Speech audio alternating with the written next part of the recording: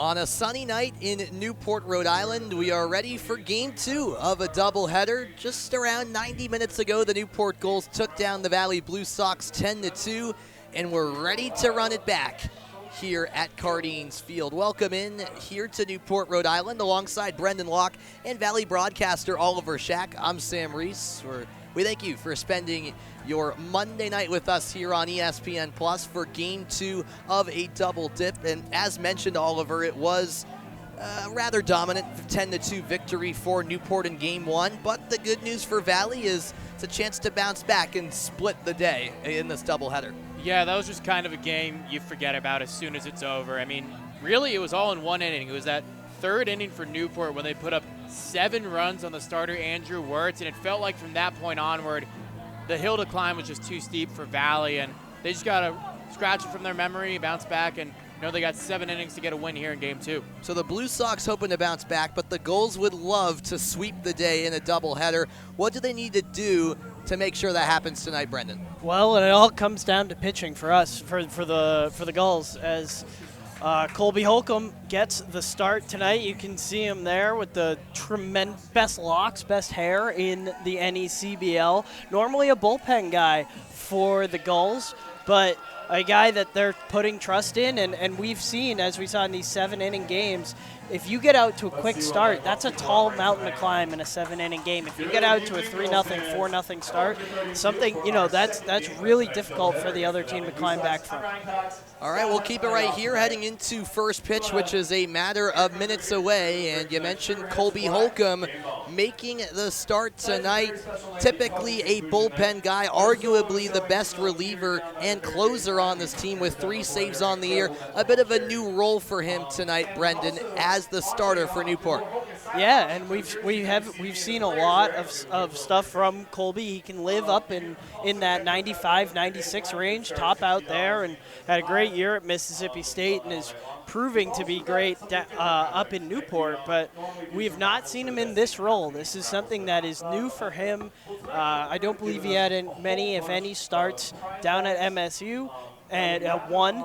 And so this is his first start of the year for the Gulls as the defense flashed up in front of you.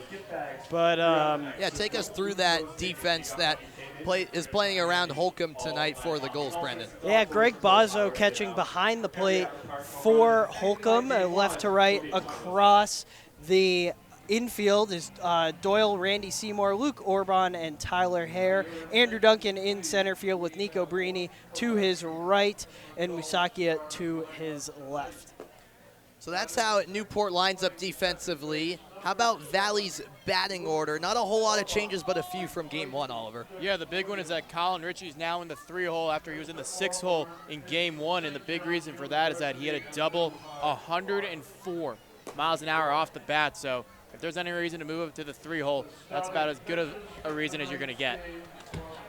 All right, so we are ready to play ball. Again, this is the back end of a doubleheader, so this was the originally scheduled game on the calendar with Newport back to being the home team on their home ground. Valley served as the home team for Game 1, and since this is Game 2 of a doubleheader, it is another 7-inning game, despite the regular 6:35 start here at Cardines Field. All right, let's play ball. Logan Hugo leads off for Valley, facing Colby Holcomb, making his first start of the summer after 7 bullpen appearances, as an impressive arm for Newport, and the first pitch from the Mississippi State product lands outside.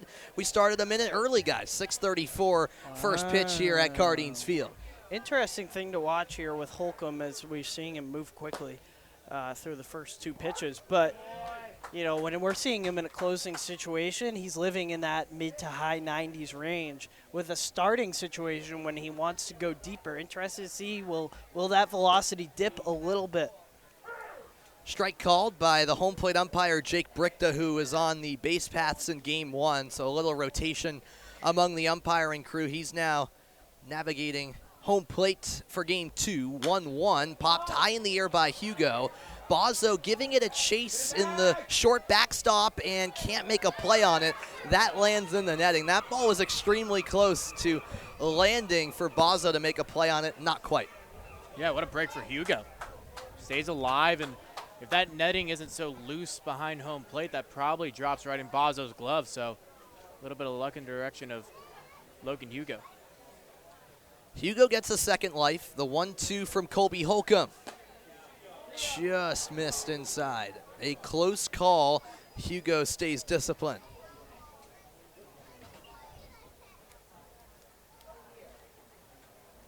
Holcomb's last outing came 6 days ago at Ocean State, and Hugo whiffs at the 2-2. There's a strikeout for Colby Holcomb, who continues to roll. He's now up to 29 on the summer, and 11 of those came as the closer for Newport. I'll say that again, the closer for Newport, July 2nd at Ocean State, where he came in for the 8th and 9th. That game ended up going 11, so he stayed in for both extra innings, recording 11 Ks.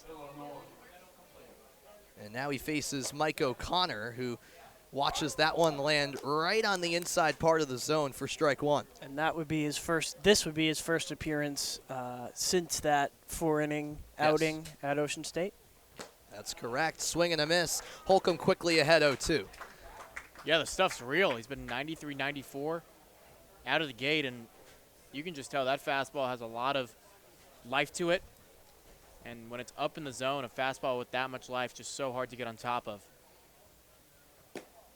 Down and away. First ball thrown by Holcomb to Mike O'Connor, who didn't have a hit in game one, trying to find his form here in game two. Still batting .349 on the year for Valley. Good contact here, a one-hopper to the third baseman, Jack Doyle, and he throws across in time for out number two. 2 up, 2 down here at the start. Kind of how the day started for Coleman, too, in game one. The starting pitching phenomenal in that first game, and right now Holcomb looking really good out of the gate.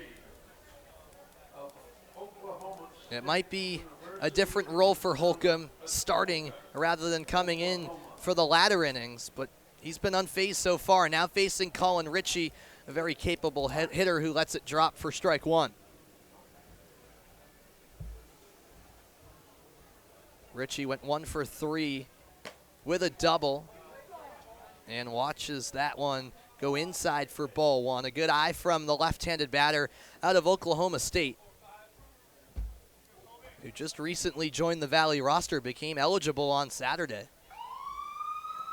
1-1 pitch, a heater, cranked to right, shifting over Breeny, and that one lands towards the fence. Breeny scoops it up and throws in quickly. It's one of the deeper singles you're going to see for Colin Ritchie.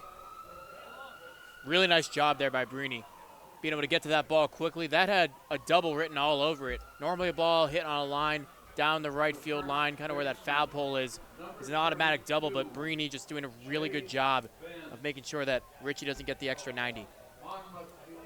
92 off the bat of Ritchie, and can Jay Bant back that up with a hit himself to extend the inning?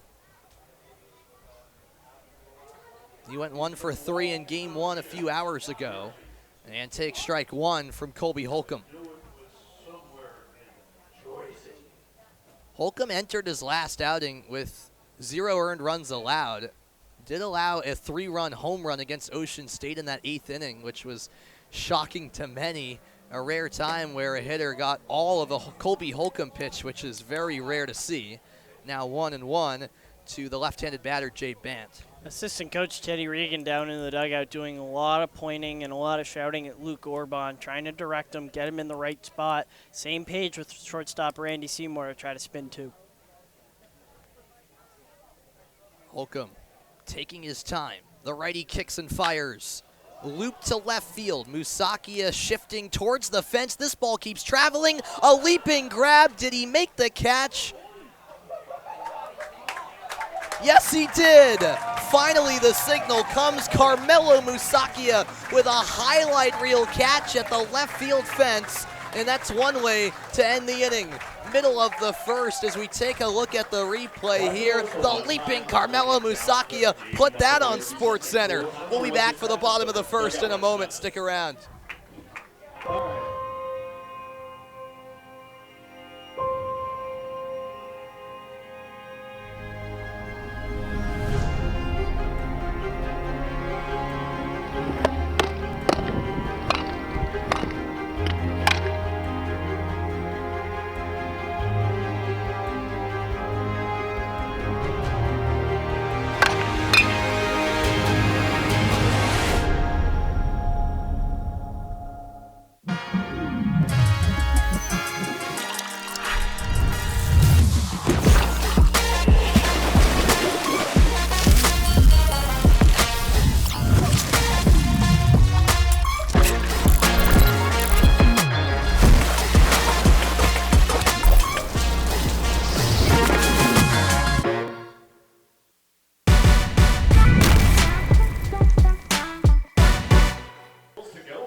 Welcome back to Cardines Field, game 2 of a doubleheader. Still oohing and eyeing at that incredible catch at the left field fence by Carmelo Musakia, and now it's an opportunity for the Newport offense to get going after the defense put on a bit of a show in the top of the first, and they'll have to go up against John Kwiatkowski.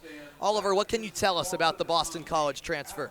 Well, off the top, the numbers don't look great. ERA north of 10, and that's because in his last start coming against North Adams, he gave up 8 runs, 7 of which were earned in only 3 innings. But before that, he threw 4 scoreless against those same Steeple Cats in North Adams. So seeing him a second time around, getting the timing more adjusted, seeing the pitches worked in the favor of North Adams. But he enjoyed a really good spring as well at Manhattan before transferring to Boston College, a ERA just over 4 in 40 innings pitched. Left-hander, pitching to contact, going to try to get through this lineup once, if not twice, and then hand it off to the pen. And then in terms of the rest of the Valley defense, what is that shaping up to be? So in the outfield, it's going to be Jansen Hugo as it was in Game 1. Now Kyle Hennington will be in right field. Colin Ritchie, who is a DH in Game 1 at third base now. Estrella remains at short. O'Connor was at third base in Game 1, now at second in Game 2. Bance remains at first. Newcomer to the squad, Lucas Manning behind the plate, making his Blue Sox debut with Jonathan Hogarth as the DH, and then Big John Kwiatkowski on the mound. So that's how Valley lines up defensively. We'll get to the Newport entire batting order in a moment. Andrew Duncan, the leadoff man, just as he was in Game 1, takes a first pitch strike from Kwiatkowski. Duncan didn't have a hit in Game 1, was walked once. The 0-1 from the lefty misses up high. Velo so far mid to high 80s. That's where Kwiatkowski sits. He's not going to blow up at radar gun. But again, with his frame coming from the left side at 6'6", 240, that 86 to 88 looks more like 90, 92. Swing and a miss at the off speed from Kwiatkowski. 1-2 the count. Yeah, 2 big pitchers. Holcomb on the other side, 6'6", 250. So very similar in stature. That one well up high to make it 2-2 on Andrew Duncan, the right-handed batter out of Florida State, who was selected by the Houston Astros in last year's MLB draft. Obviously did not sign. Rising sophomore for the Seminoles. 2-2, misses high, and the count run full.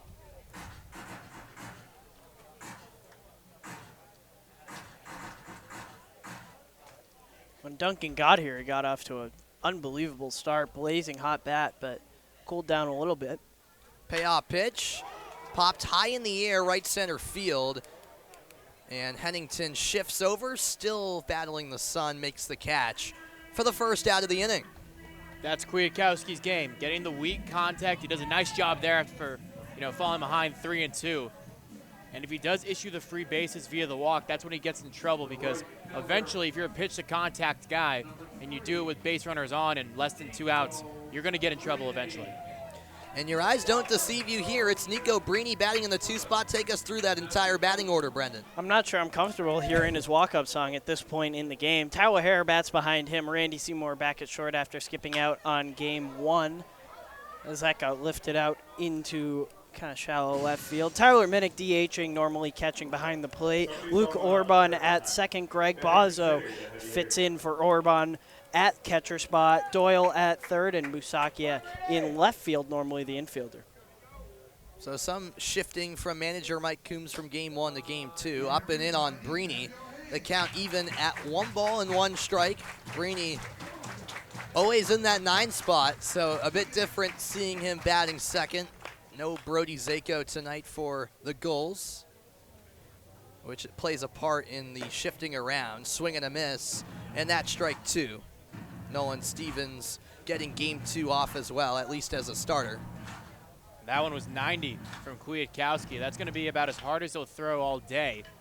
Again, not a flamethrower, but maybe feeling himself here. What does the lefty have in store on the 1-2? It's a pitch outside at 84, so he laid off a bit on the velo, couldn't find the zone. Go, Gulls, go. The crowd filling in nicely here at Cardines for game number 2 of this double dip. Fouled back by Brini. He stays alive as he usually finds a way to do. Makes you make a play, regardless of where he is in the order.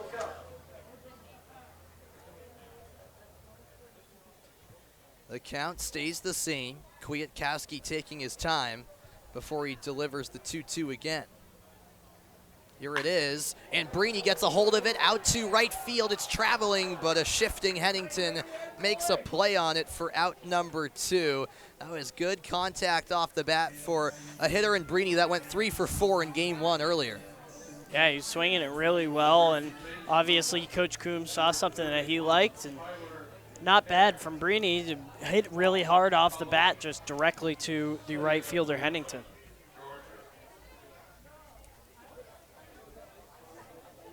That brings up Tyler Hare for Newport.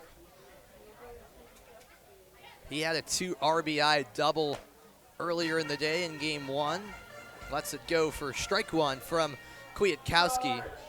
Hare slowly but surely getting that batting average up. It's now up to 232. Remember, he was in the mid 100s for a long stretch of June.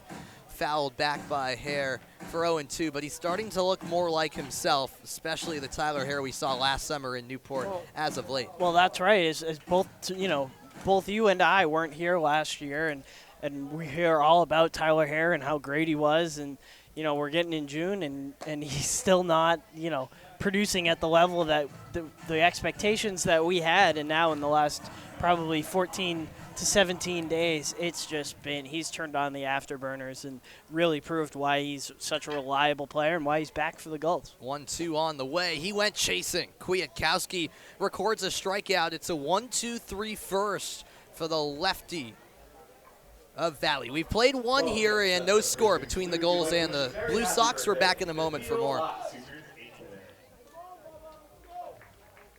For Gulls fans, at each game, we'd like to take a minute to recognize active duty members and veterans of the armed forces who are joining us at Cardines Field this evening as part of our birthday salute. At this time, I'd like to invite any active duty service members or veterans to please stand and be recognized. Gulls fans, give them a hand. Thank you for your service.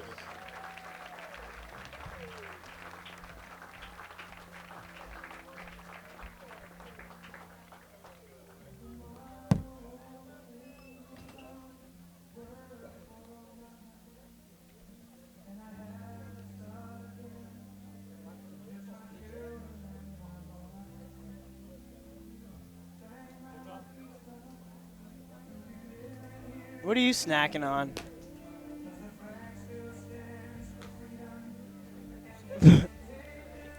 I don't know that that's a water bottle.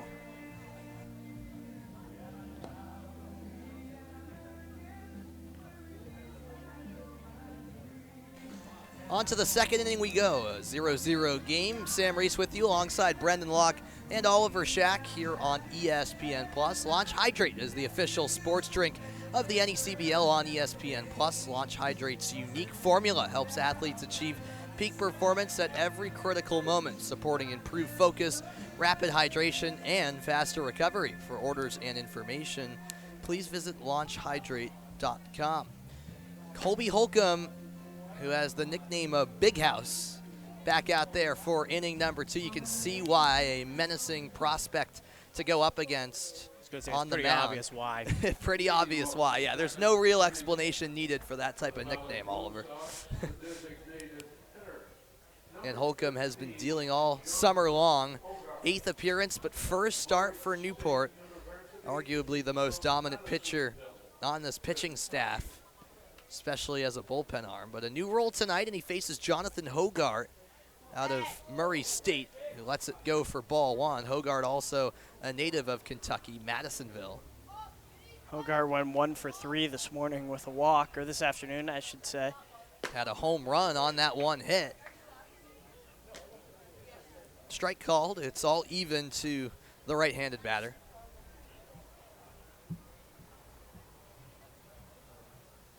Holcomb gets the sign he wants, kicks and deals. It curves in there for strike 2.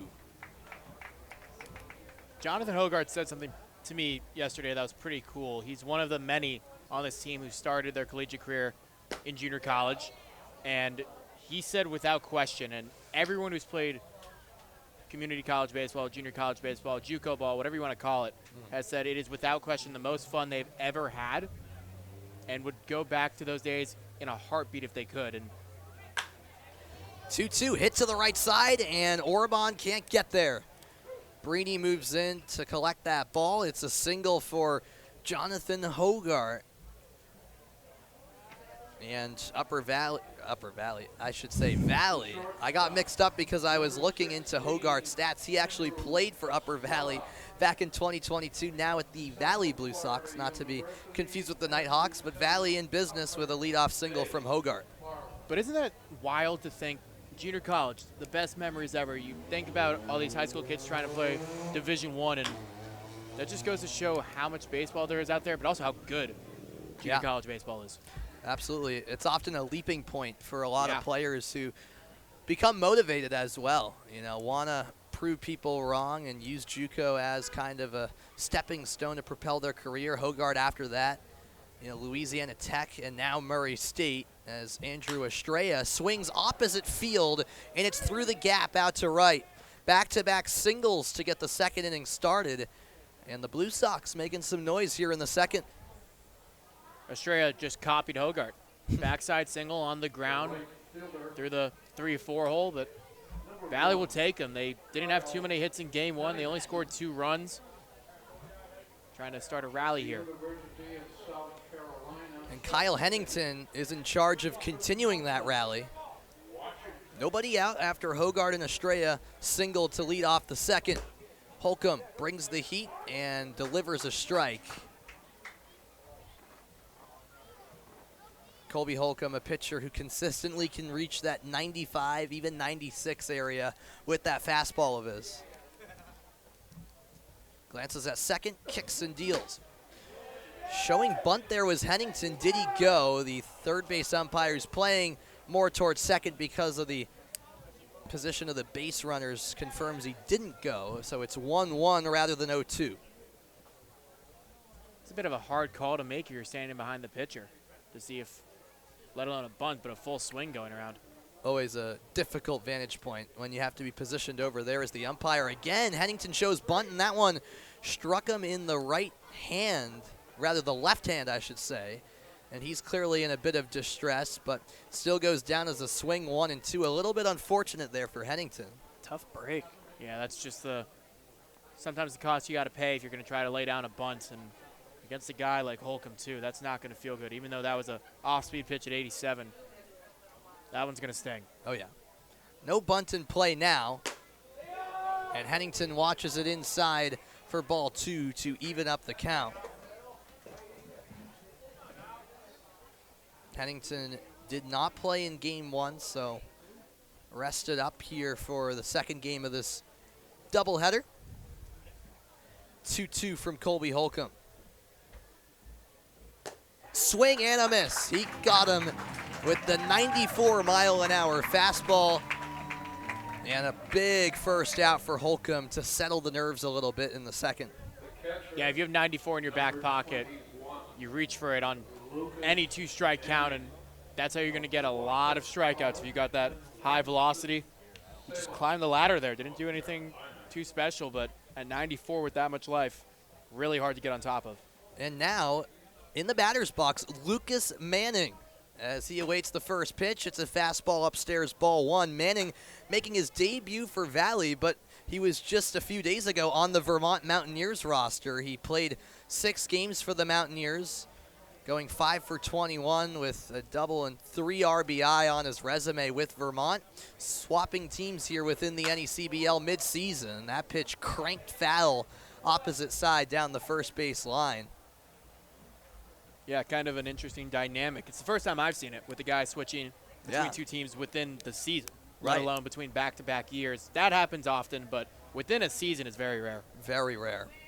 So Manning, the only player on Valley's roster that has played a game this summer here at Cardines. Vermont came here for Newport's home opener, a 12-8 Mountaineers victory in 10 innings. It's now a 2-1 count to the right-handed batter out of Wofford. So Manning teammates with Tyler Hare of the Gulls and soon-to-be teammates with Nico Brini, who is transferring from UConn to Wofford.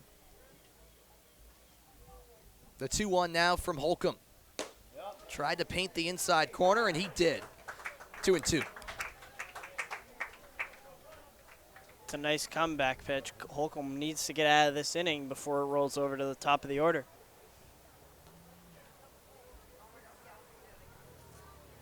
Here's the 2-2.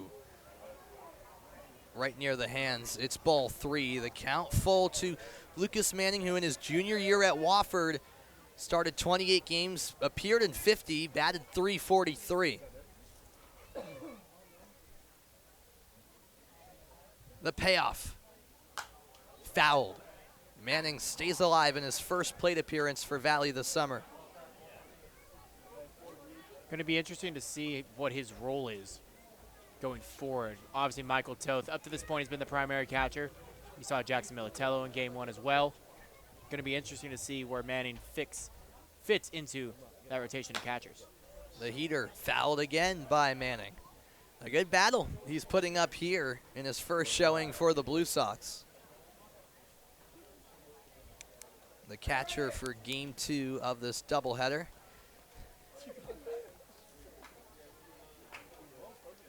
The 8th pitch of the plate appearance on the way from Holcomb. And the plate discipline pays off for Manning. It's ball 4 upstairs. The bases are loaded up for Valley. You cannot afford to squander this opportunity if you're the Blue Sox, given how game 1 went. And, you know, this has been a problem for Valley, executing with the bases loaded. There were a few times against North Adams when they were in that same situation and they couldn't come through. Being able to drive in runners that are in scoring position has been a challenge for this team all season long. And Oliver at the 9 hole with the top of the order coming, massive at bat for Chase Jans, not only to get runs on the board, but to try to recycle the order and keep the inning alive. The 93-mile-an-hour fastball was way up high on Jans.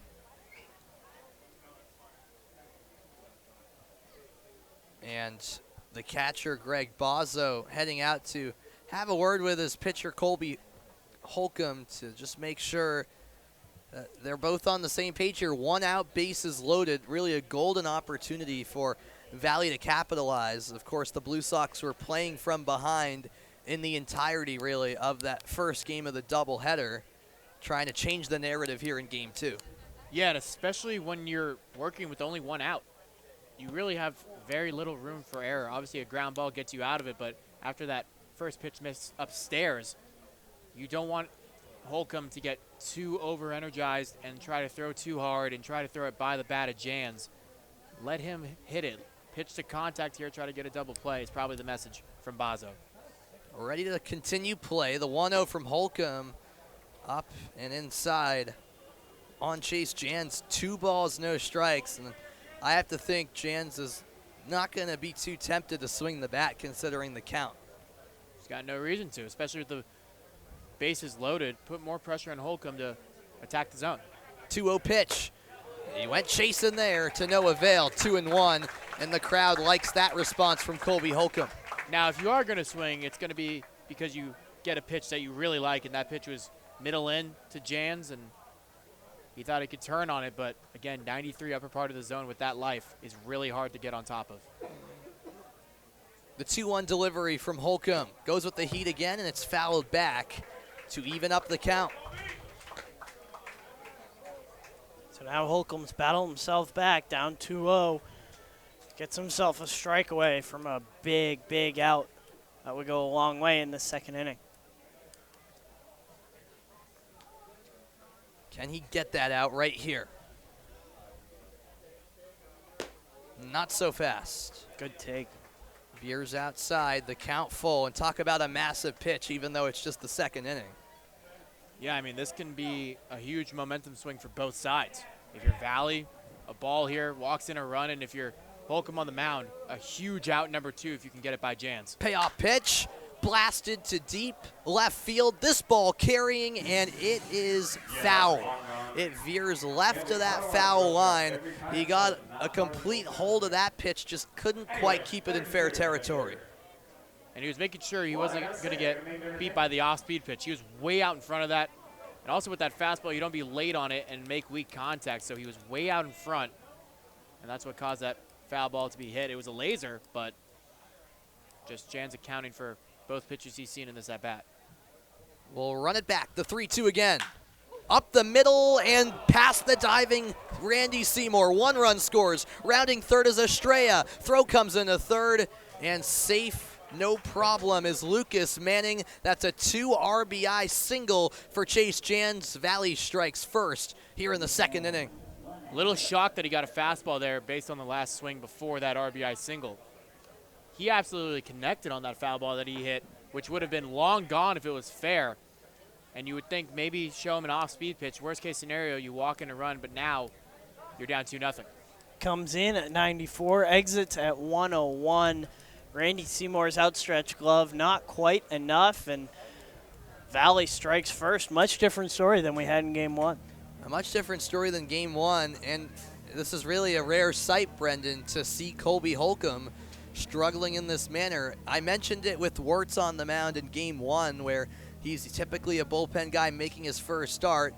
No matter how dominant you are as a reliever, and in the case of Holcomb, typically a closer to be specific, it is a bit of a different scenario just as a starter going through your routine and just, being in a bit of a different role, and we might be seeing that here with Holcomb early on in his first start of the summer. Yeah, I mean, it's just everything's different about being a starter. We saw him roll in about the 6th inning of the first game, and he walked out to the bullpen, and it's just all your routines, all your feels are kind of messed up just a little bit, and he's probably just got to settle himself down, and that's exactly what Kevin Long did, but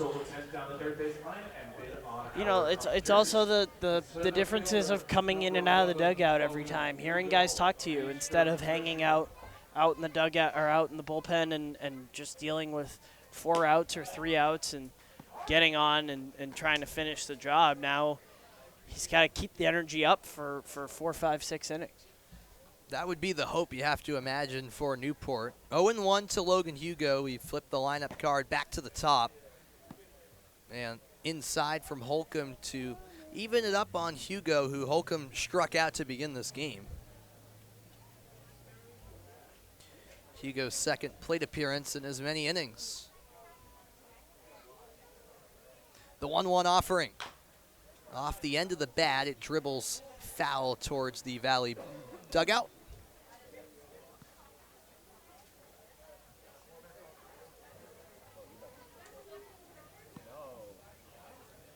One and 2 the count.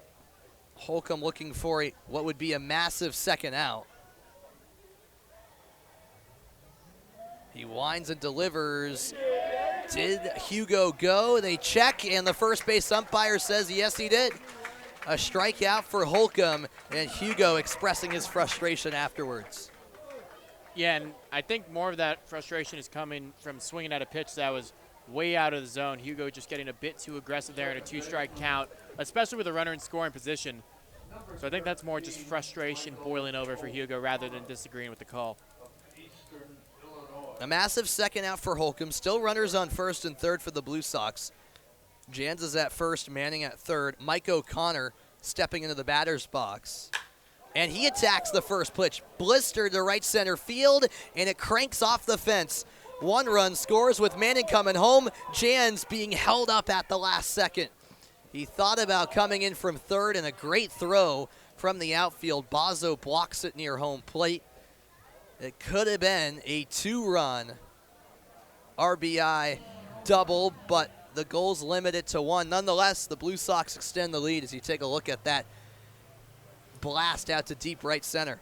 Yeah, and he just kind of turned on it quickly up high in the zone and took it to that kind of triangle out in right center field. Brini has to chase it down. Excellent relay in from Warbon, but dream start for Valley.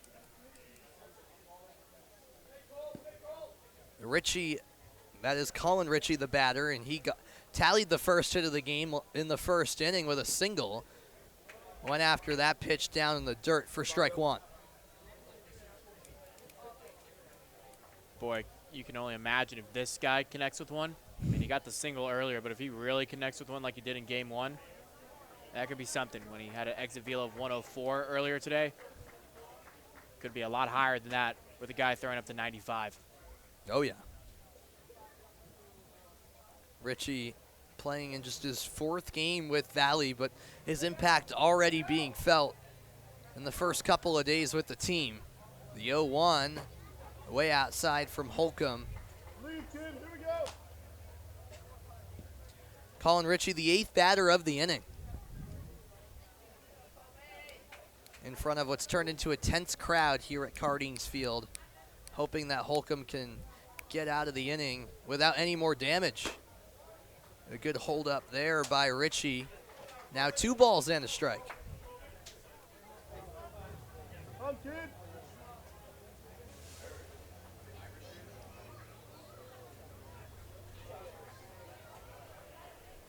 Runners at second and third. Fastball cranked opposite field, deep left. Musaki giving chase, and that one off the fence. 1 run scores. Trailing Jans is O'Connor, and that's a 2 RBI double. There's that powerful contact you alluded to. Maybe not as hot as 100 plus off the bat, but pretty close to it at 92. And the Blue Sox are taking off a 5-run second inning as they extend the lead. Yeah, that might be the most impressive part of that swing. Richie didn't get all that by any stretch. That pitch was middle, slightly away, and he didn't square it up completely, but it was still off the fence to the opposite field. I mean, this guy's power to all fields is unbelievable. On full display, and Richie off to a 2-for-2 start here in game 2 of this doubleheader. Big swing and a miss from Jay Bant, the final batter that we've yet to see here in this long top of the second. If Bant can get on base, that would mean Hogart would step up to the plate for the 2nd time this inning.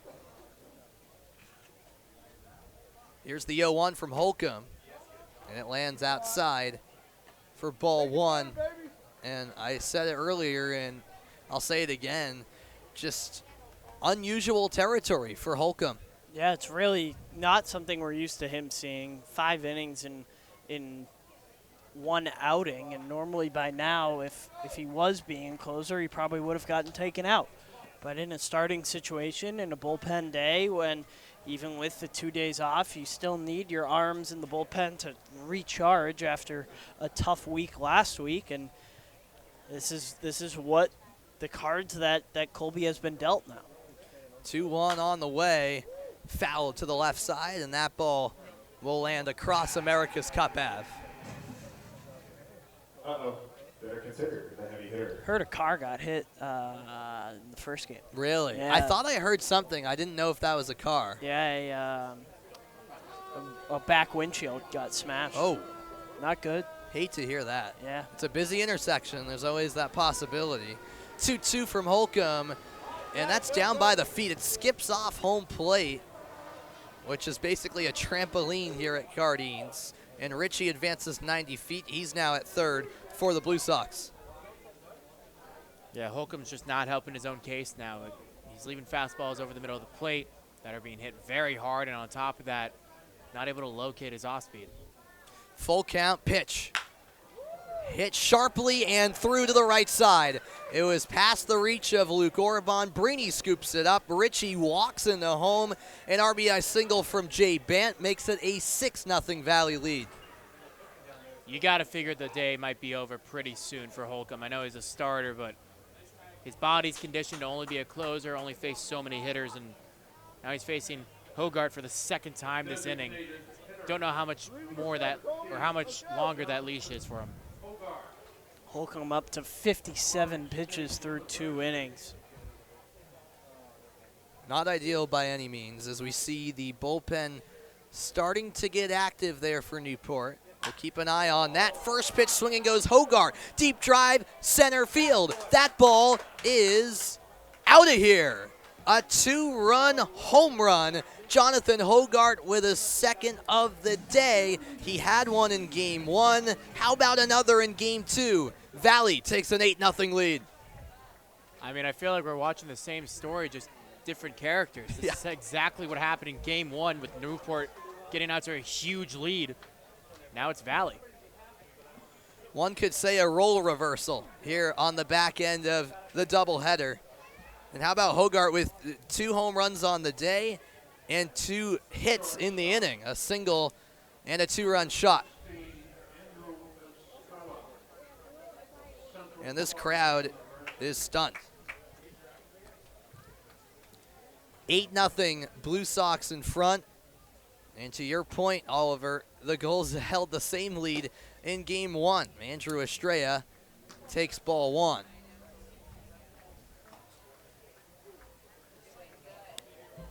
Estrella also with a hit this inning. He singled about half an hour ago, it feels like. Strike 2 delivered by Holcomb, and again, it's a scenario in which he's 1 strike away from finally putting an end to a forgettable second. Not quite. Just a hair outside. Holcomb with a sarcastic laugh, 2-2. And now the velocity at 90, you can just see it on Holcomb's face too. He is starting to get tired, and don't know how much benefit you're doing leaving him out here after a rather forgetful inning. I think it's time you definitely call to that pen. To your point, 12 appearances for Mississippi State in the spring. One of those was a start, but just 21 2/3 total innings. And finally, he gets the swing and miss from Estrella to put an end to a rough top of the second. Valley tallies 7 hits for 8 runs. Newport has much work to do. We'll be back in a moment.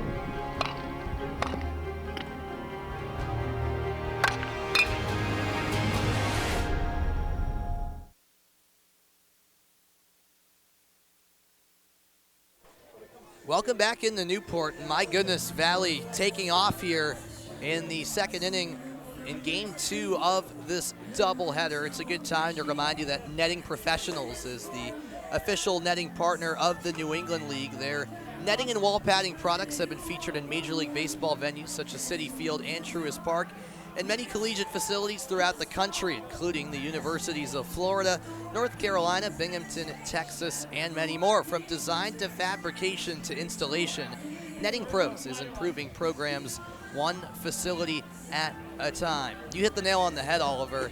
It's a complete role reversal from game 1 as we welcome you into the booth for a brief moment. Newport took an early 8-0 lead over Valley on the front end of this doubleheader. The complete opposite here in game 2, and John Kwiatkowski can't mind that one bit as the pitcher with a whole lot of run insurance just like that. I was just going to say, I mean, the pressure is completely taken off his shoulders. This was a guy who gave up 8 runs in his last start. Now he has an 8-run lead to work with, and, you know, he had a good first inning, having a 1-2-3 bottom of the first, and can afford to make a few mistakes, basically, is what I'm trying to get at.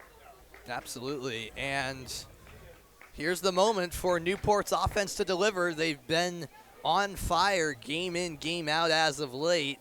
They'll have to put up a big number on the scoreboard. This could be the start to that. Seymour belts one, but it's foul by a few feet. Right near that left field pole, Seymour will have to trot his way back to home. That was promising contact off the bat. Smooth swing from the right side. Makes sense when you consider this guy's a Power 5 guy at Michigan State. Just has to straighten out, but yeah, just so close. 98 on the exit velo. Seymour started every game this past spring as a sophomore for the Spartans. And Kwiatkowski, we'll see if he mixes it up on Seymour here with the 1-1. A lefty kicks and fires. Breaking ball, popped high in the air. Left field, Jans runs onto it, puts a squeeze, and there's out number 1. Really good pitch sequence. Pitch before, fastball inner half that Seymour drilled. So what do? You take a little bit of velo off it, and you throw a pitch with much different action. That one a changeup. He left it over the middle of the plate, but the velo difference was so much that it made up for that lack of control, and that's what you got to do when you're a guy like Kwiatkowski who's not going to blow up the radar gun. And here's Tyler Minnick, who ropes the first pitch foul, and that almost hit a fan. You could see Minnick put his hands on his head. He was scared for a fan, as I think everyone was here. That went just past where the netting ends. Luckily, I don't believe anyone was struck there. That was ripped right off the bat. Minnick just a touch early. 92 off the bat, and the second pitch drills him in the leg. So Minnick, for the first time this summer, batting in the DH spot rather than as Newport's catcher, takes one actually right on the left foot. And any way you can get on base, Newport just trying to muster some type of momentum on the offensive side, facing the big deficit they do. Yeah, you can't lose a guy like that if you're Kwiatkowski. Obviously, again, 8-run cushion, but that's what you don't want to see. Luke Orban hits one to the left side, throw to second in time, over to first, not quite a double play. The lead runner in Minnick is out, but the throw from O'Connor to Bant was just a hair late. Orban reaches on a fielder's choice with 2 outs. Yeah, nothing O'Connor could have done. That was just an example of the runner, Orban, just beating it out. And a nice job by Kwiatkowski bouncing back after drilling Minnick the pitch before. Kwiatkowski attempting to put an end to this inning against Greg Bozzo. Down low, it's ball 1 to Bozzo, the Northeastern product. A bean pod is broken out. BC against Northeastern. Oh, there's your hockey reference. There you go. You're right about that, though. 1-0, looped foul. Bozzo, an all-star with the Keene Swamp Bats last summer. Also played a couple of games for the Yarmouth Dennis Red Sox in the Cape League last summer. 2 years before that, played for the Nashua Silver Knights in the Futures League. In 2022, won it all with Nashua. Chop to the right side. 2 hops to O'Connor, and no problem on the throw to first for the 3rd out. Orban's left stranded, and it remains an 8-0 game. We head to the 3rd after this here on ESPN+.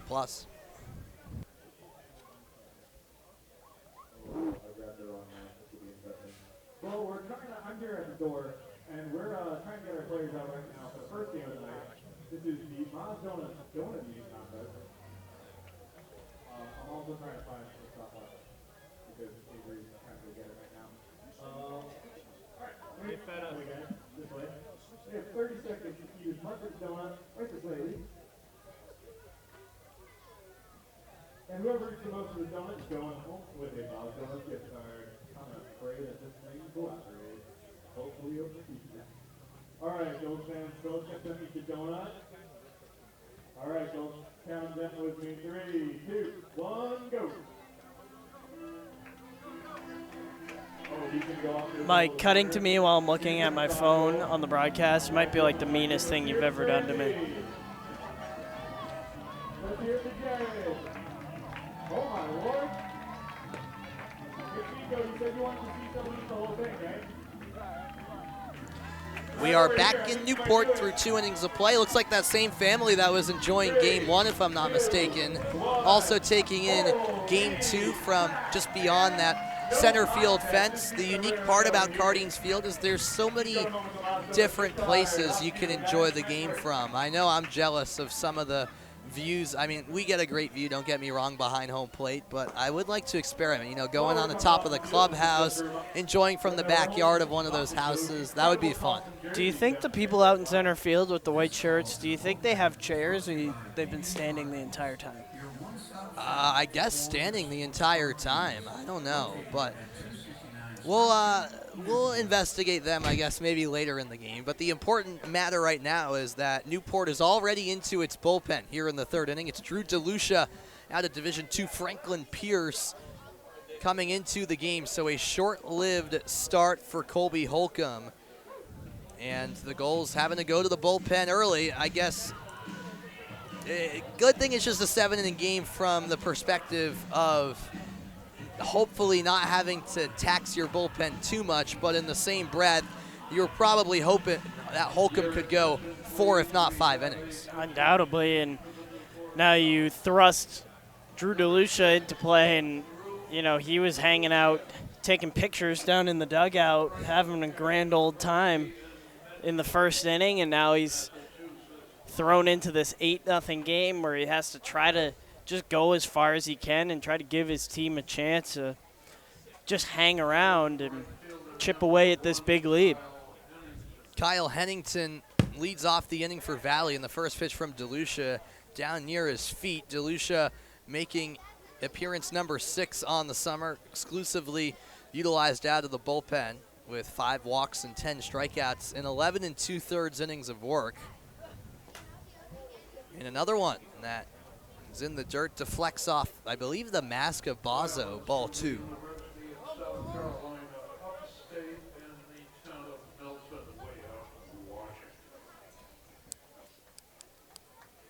Off speed, Hennington went, and there's the first strike for DeLucia tonight. How about this PA guy? Yes, we love Don. Quite Don. the character. Oh, Don. yeah. An exuberant character. Popped high in the air, foul ground. Will it be playable for Bozzo? He shifts back towards the field of play. It was caught by DeLucia, but it does not count because that ball hit off the netting with our good friends at Netting Professionals. So it is a foul ball, no out. Hennington gets a second life here. And Hennington, a couple of games ago, last game he played, hit a laser off the right field fence at McKenzie Stadium. That's a hard hit ball, snatched by Hare, who flips to DeLucia, and he steps on the bag in time for out number 1. And even though Hennington's out on that one, it's frustrating. But he's made solid contact. You see the stats with the average below 200 coming into tonight. You'll take that if you're Hennington. Just making more hard contact, putting together quality at-bats. Eventually, they will turn into base knocks. Here's Lucas Manning, first game with Valley after beginning the summer with the Vermont Mountaineers. A broken bat. It doesn't phase Doyle, who runs onto it and throws across the diamond for out number 2. 2 up, 2 down, just how you wanted it if you're Drew DeLucia coming into the game for this third inning. Oh, and it's big for him because he had a tough outing last time on the 4th of July. That was on Thursday and let up 4 runs and in the 8th inning and kind of let the game get away in that 8th inning as the Gulls lost to Keene. But, if he can move quickly and get in a groove, then this is something that's big, and it's a reliable bullpen arm that's come back for the Gulls. Chase Jans up at bat for the Blue Sox. He might be the number 9 hitter, but he singled to drive in a run first time up last inning. He awaits the 1-0.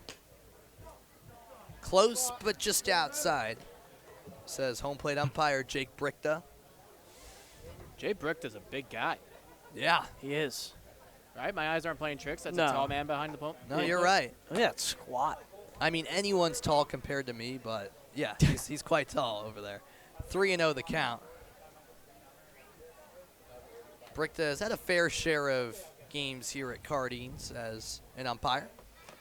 The shade covers Cardines. Sun blocked for the moment. 3-0 pitch on the way. It's off speed and a strike outside part of the zone. A bit of a delayed call from Brichta there as Jans was ready to walk his way over to first. 3-1 delivery. Got him. Swing and a miss at 81. And DeLucia back in it. Full count.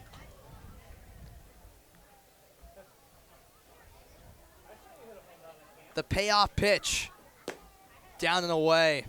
So DeLucia worked his way back in, but in the end, Jans prevails with the walk to extend the inning. You do not like to see that if you're a Gulls fan, especially in this type of game. The free bases are going to kill you. And that's been what's killed Newport a lot, especially with the bullpen. In a lot of games, especially during that 2-game skid, it wasn't even, the opposing team making contact. It was just the pitchers struggling to find the zone and sometimes walking in runs in bases loaded situations now.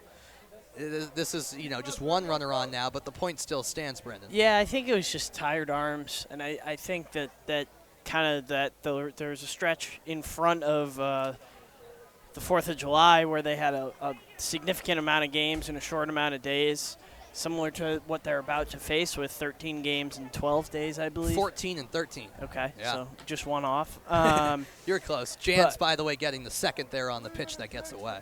And it was just a lot of tired arms. There were a lot of the same guys going out over and over again, and that's going to wear on guys. DeLucia stares down Jans at second and drills Logan Hugo right on the left elbow. You could see he winced in pain. He does have that protector on, but it's still going to sting. Yeah, you hate to see that too, because in the game yesterday against North Adams, Hugo was hit in an identical spot, right near that elbow guard. So already an area that's a little sensitive for Hugo, but he looks to be okay. Yeah, quickly shaking that off was Hugo. Good to see him all right. So he's on first, Jans at second, DeLucia and Bozzo having a conference on the bump. Mike O'Connor patiently awaiting his third plate appearance of the game. That was Hugo's third plate appearance, and now O'Connor as well in as many innings. That's how many batters have stepped up to the plate this game already for the Blue Sox. Important at bat for DeLucia to try to get out with 2 outs. He starts things off with a ball to O'Connor, who plays his college ball at Eastern Illinois in his home state. He's from the capital of Des Plaines.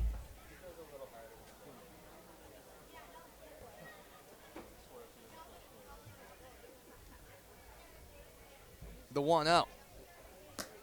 Down and away, Bozzo had to reach out to save that ball. 2-0.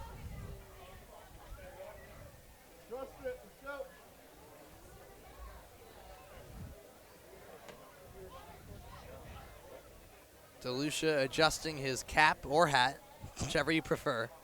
2-0 pitch. And it's just upstairs, so O'Connor saying thank you very much so far. Did we ever figure out the hat Brendan? situation? So as we mentioned, pitching coach Kevin Long's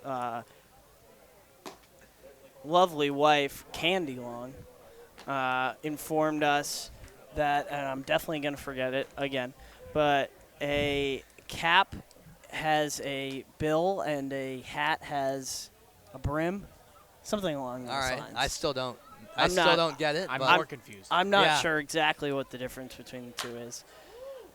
Popped high in the air, Austin Fort and Breeny giving it a run, and Breeny's the one who makes the play to end the inning. So Valley gets a couple on, but leave both stranded. We go to the bottom of the third in a moment. In the Eisenberg School of Management, we really value experiential learning. By the end of their time here, the students have a portfolio that they can go out with and say, here's what I've done. Here's the clients that I've already worked for. Our alumni are in constant engagement with our program, providing career guidance, insights. So all of our students are able to take advantage of an unparalleled alumni network before and after they graduate.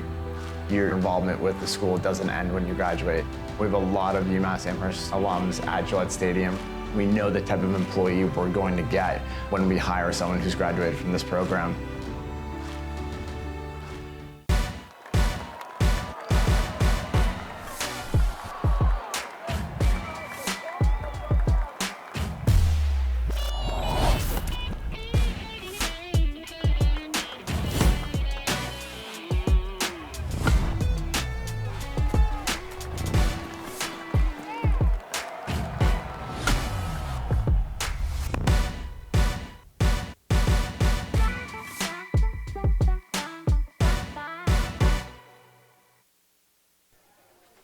A gorgeous night here at Cardines Field in Newport, Rhode Island. 8-0, Valley leads. Kwiatkowski out there for another inning of work for Valley. The Blue Sox aiming to split the doubleheader. These are the only 2 times these 2 teams will square off in the regular season anyways. You never know what could happen down the road with the postseason in early August. There's the throw down, and we're ready just about for the first pitch of the inning. There you see both teams' bullpens hanging out. Seems like a low-key mood out there. Of course, Cardines unique in a lot of ways, and one of those is that both bullpens are quite literally in the same location. Yeah, when myself, along with the entire Blue Sox team, first got here, we were all just confused because one of the coaches, I couldn't tell you who for Newport, told us to turn around and go to the bullpen behind us, but everyone saw Newport Gulls pitchers there, so we thought, oh, it's over here. It was very confusing when we first got here. Definitely unique. Oh, yeah. Very different. Jack Doyle steps in the bat. You mentioned something that I should correct, Brendan. I was talking about Mike O'Connor, and he's from Des Plaines, Iowa. Des Plaines, Illinois, not Des Moines, Iowa. I said the capital of Illinois is Des Plaines, No, but I was thinking of Des Moines. You were thinking of Des Moines, Iowa. Yes. Reading Des Plaines, Illinois. Correct. And so I apologize. Apologize to the good people of Illinois and to the good people of Des Moines. Off the glove of Kwiatkowski and through. Doyle will take it. It'll likely go down as a leadoff single right there. So now the question begs, do you know the capital of Illinois? Springfield. Hey! Well done, well done, well done. I was not going to guess that. I had no idea what it was. That's that Syracuse education. Flexing on all of us. That is not the Syracuse education. I know that because you told me during the break. But we'll pretend I knew that. And it's Carmelo Musakia, who's had home runs in back-to-back games, fouling off the first pitch. Now, I am a bit of a geography buff, so I wanted to see where Des Plaines, Illinois was. Are you sure you want to call yourself a geography buff? Not today, but on other days. And Des Plaines is just outside of Chicago, so a suburb. A suburb of Chicago. About 28 miles northwest of Chicago. Okay. Not too far from Evanston, where Northwestern is. 1-1 the count to Musakia, whose Northeastern teammate Jack Doyle is at first. How about the Northeastern trio, Bazo, Doyle, and Musakia? Not too shabby, huh? Down low, that's ball 2. Doyle was the only Northeastern player originally on the Newport roster to start the season. Greg Bazo and Carmelo Musakia, welcome additions over the last couple of weeks. And add Luke Beckstein, assistant coach, to the list of another Northeastern product who was added to the roster. Beckstein played for the Gulls the last 2 summers and now on the coaching staff. It's a 3-1 count to Musakia.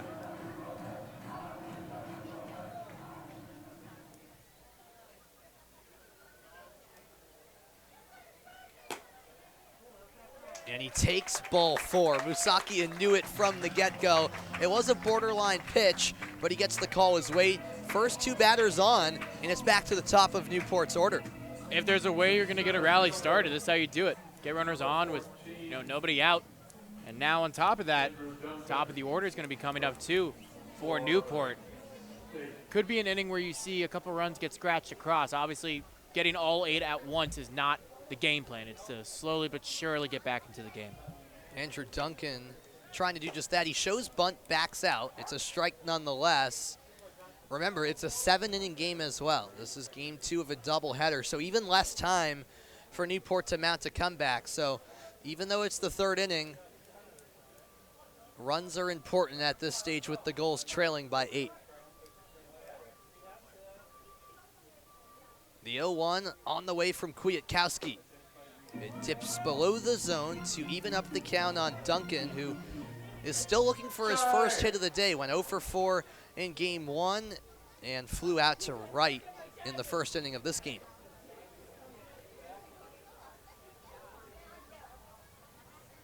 One pitch. He sends it high in the air right center. Both Hugo and Hennington near it. Hugo calling for it. He's got it. And a beautiful throw into third base to make sure that Musaki and Doyle stay at their bases.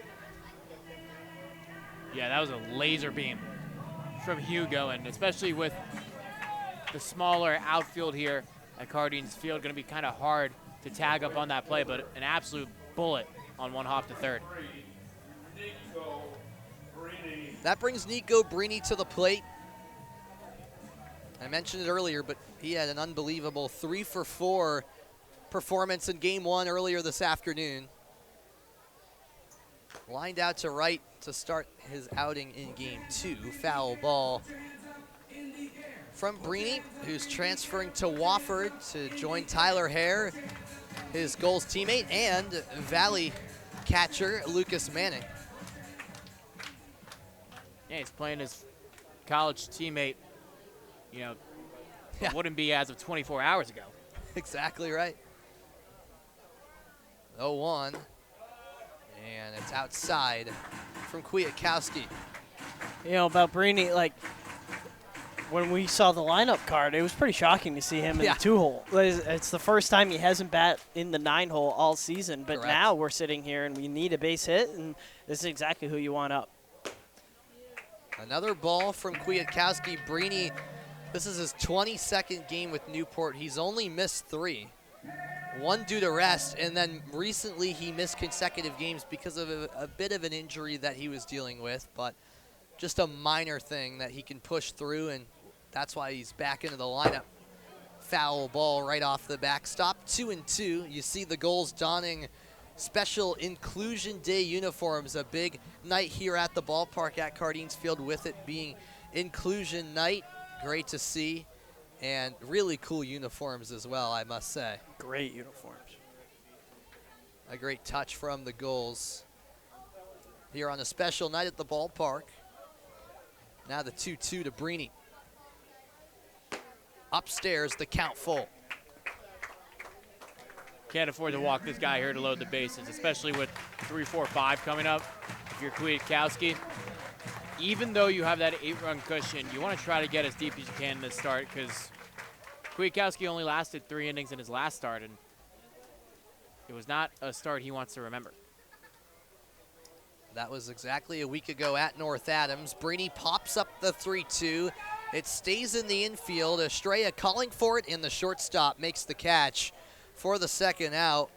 So Musakia and Doyle have to stay at first and second. A massive second out there for Valley. Huge, and that's exactly what the Gulls were trying to avoid. This would be really tough if you won't even put a run on the board, but this is the man that you want at the plate if you're trying to get a base hit. And that man is Tyler Hare, you see right there on your screen. An RBI double earlier in game one. Looking for similar heroics here. Strike one from Kwiatkowski.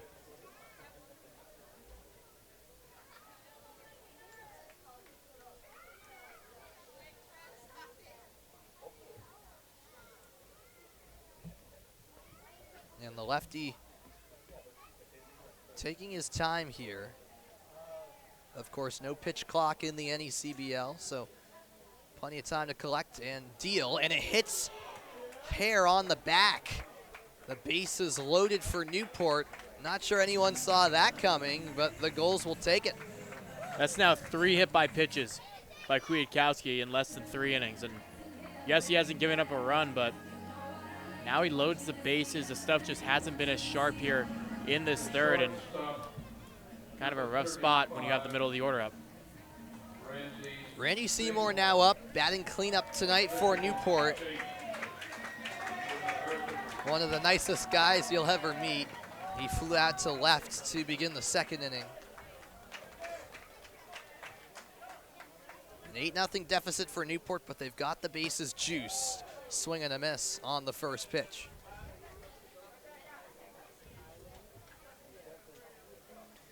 And really, over the last hour since this game has started, this crowd has filled in quite nicely here in Newport on a nice Monday night for baseball. The 0-1 lifted to center. Hugo taking a few steps in, and he's got it. The Gulls leave the bases loaded, can't capitalize. 8-0, Valley cruising through 3. Oliver Shack will take over on play-by-play after a break. Stick around. QR codes around the park. This is your last call for completing tonight's Discovery Newport Furthest Traveler. The 3 furthest travelers will compete after the 4th inning for a chance to win the Discovery Newport prize pack. This is also a reminder that we have these incredible jerseys up for auction down the Thursday line, as well as no solo as well. We want to thank Rhode Island Social Skills Academy for being here tonight, as well as our friends from TD Bank. But now I've got we've got Sean and Madison with me, and they are ready to dance for their dinner. Brought to you by the 99 Restaurant. Hit.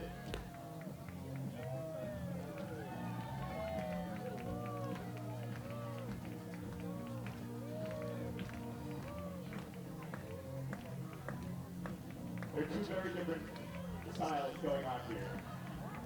Let's hear it for Madison. Let's hear it for Sean.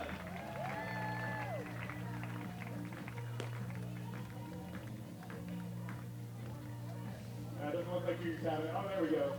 All right, 3, 2, 1. First, who's our big winner? Through 3 here, Valley on top, 8-0, and all 8 of those runs coming in the top of the 2nd inning against the starter Colby Holcomb. Drew DeLucia out for inning number 2 of work here at Cardines Field. Oliver Shack alongside Sam Reese and Brendan Locke as 3, 4, 5 in the order due up for Valley. Colin Ritchie, Jay Bant, and Jonathan Hogart. And Sam, in that bottom of the 3rd, Newport with a fantastic chance to get on the scoreboard, bases loaded, and they can't come through. Yeah, that's a bummer really for Newport. A rare instance really in which the offense hasn't capitalized really all summer on a chance like that. Usually this offense delivers and doesn't leave too many base runners stranded for the most part, especially in the last couple of weeks of the season.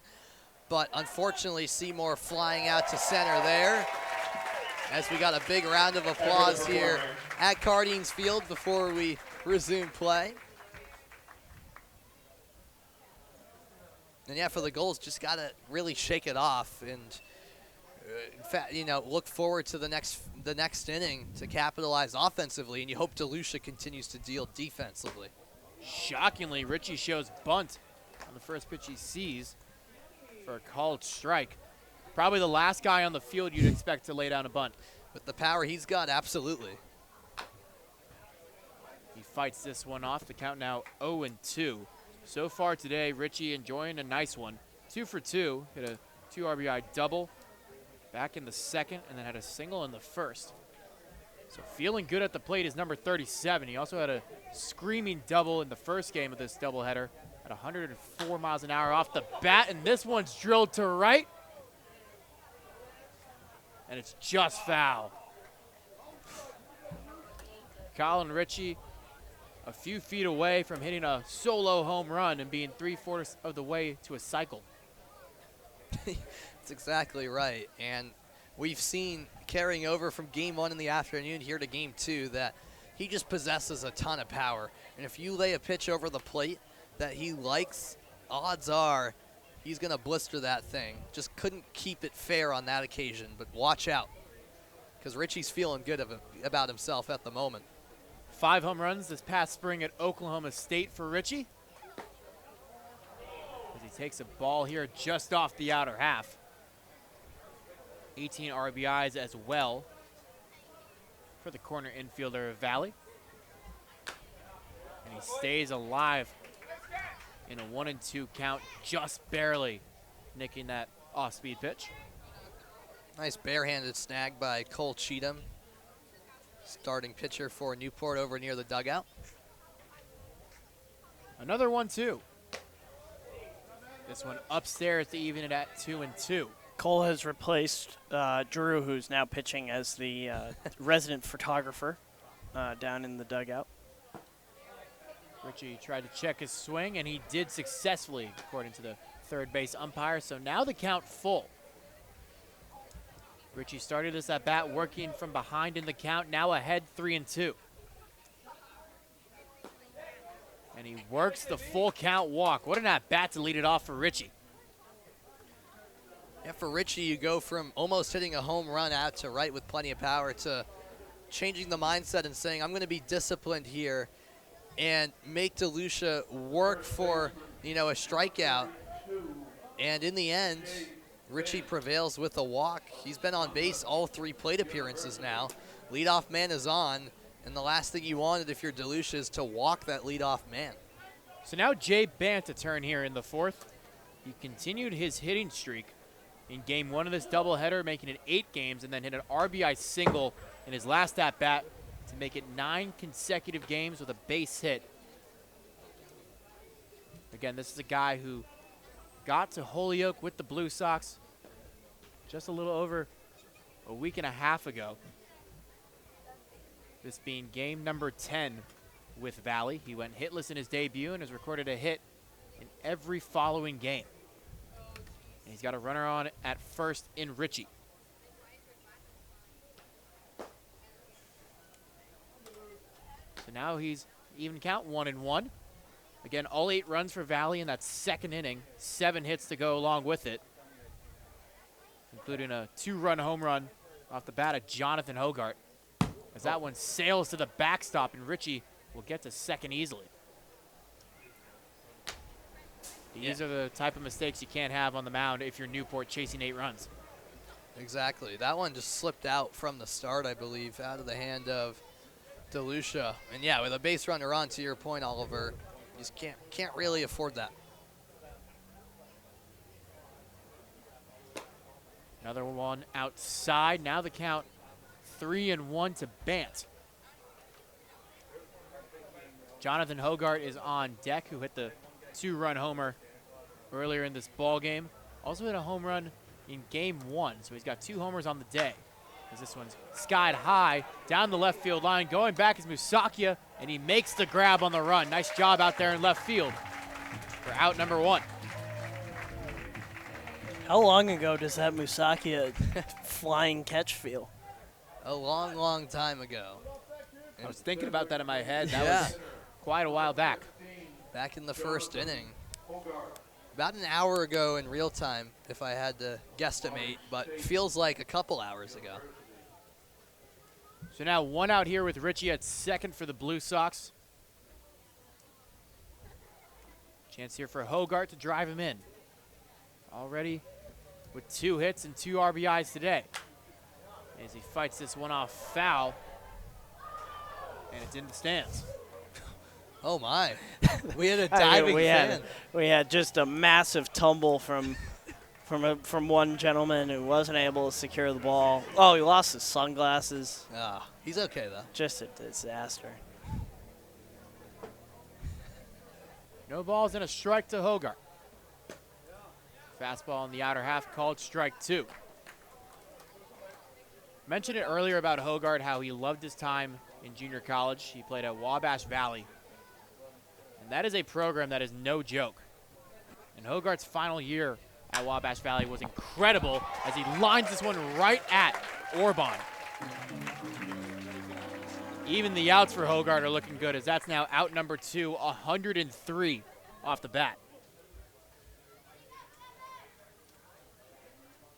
So now 2 outs, runner at second. After Hogart lines out to Orban, Andrew Estrella now up, trying to drive in that lead base runner, Richie.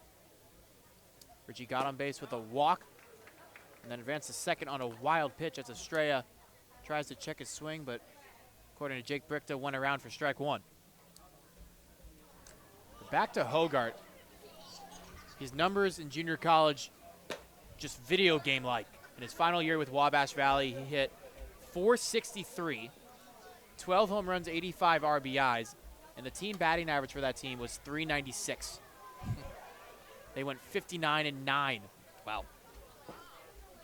Is that any good? It's rather good. He was a 2-time All-American there before going to Louisiana Tech, and then had a fantastic past spring at Murray State. He lined out here in the 4th. Now Estrella at the plate in a 2-1 count. Lucha trying to get out of it. Hit hard right at the shortstop, Seymour. And that'll end the inning. Good job by DeLucia working around the leadoff walk. And puts up yet another 0. 8-0 Blue Sox as we head to the bottom of the 4th. All right.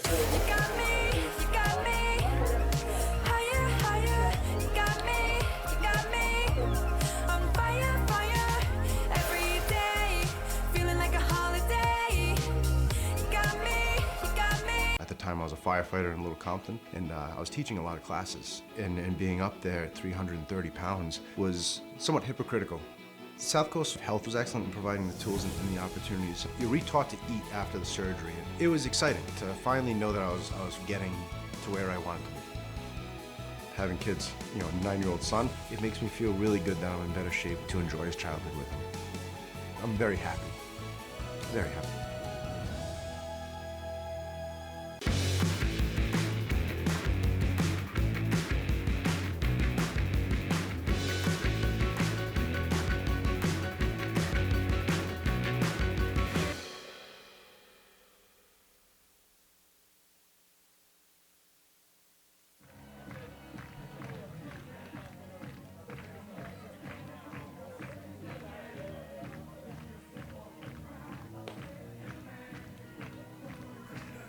Kwiatkowski on the mound, inning number 4 of work for the Southpaw, working with an 8-0 lead.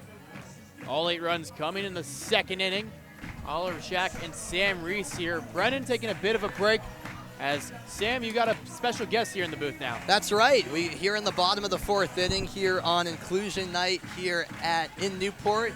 We've got Billy Grazier, a 2001 outfielder here for Newport. I lied to you, Billy. We are on camera, evidently, but you're looking great here. We appreciate you making a trip here to the booth for this half inning. I know you play a big role in Going Yard, a sponsor of this Newport team. So can you talk a little bit about what it is you do at Going Yard? Yeah, absolutely, and it's such a pleasure to be here. My family and I come up to Newport every summer because it's honestly the best place in America, especially to watch a ball game. But what we do over at Going Yard, what we're trying to do is call up baseball junkies to get into a major league stadium to go play some baseball, right? We roll out the red carpet and make it so that way you just got the chill up your spine. You got called up to the major leagues. You got your name on a clubhouse locker. You're on the field taking batting practice. You got the music, the headshots on the scoreboard, and really try to make it a fantasy weekend where you're the star featuring in one of America's great ballparks.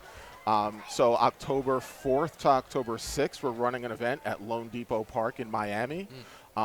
Have about 60 participants take the field, get 3 games out there, and really just have a great time. Really just like a fantasy dream weekend for baseball fans. 1-0 misses just off the plate for ball 2. Tyler Minnick, DH for Newport, at the plate to lead it off. That's awesome, Billy. And talk about as well your you taking part as well with Going Yard.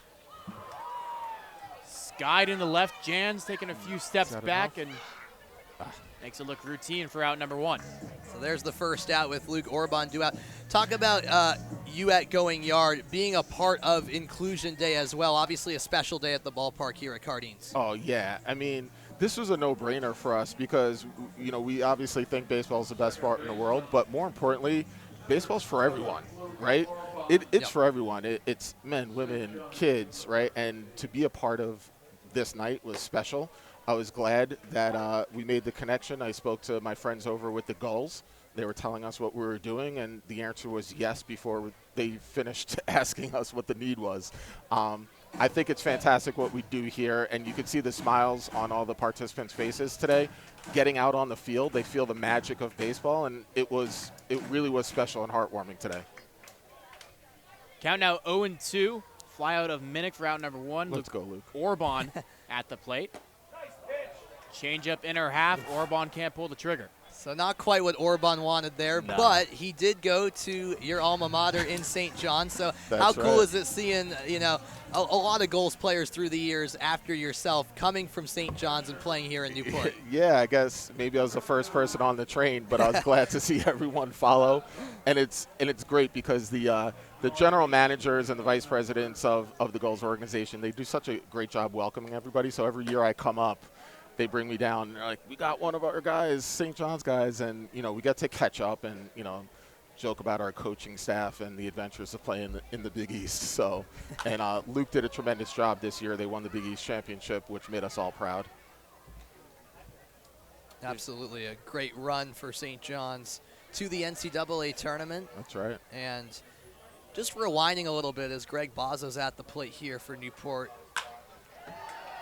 Hot shot there. Can't do much with that one. Kwiatkowski dances around a few hard hit balls, a strikeout in between. Another scoreless inning for Kwiatkowski, 8-0 the score. We'll be back in a moment. We'll keep Billy for another out. We got to ask him one more question here on ESPN Plus. Stick around.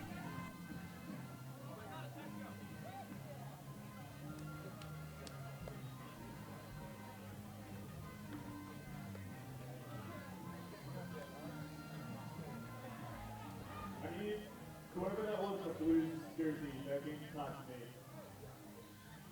as well as, yep.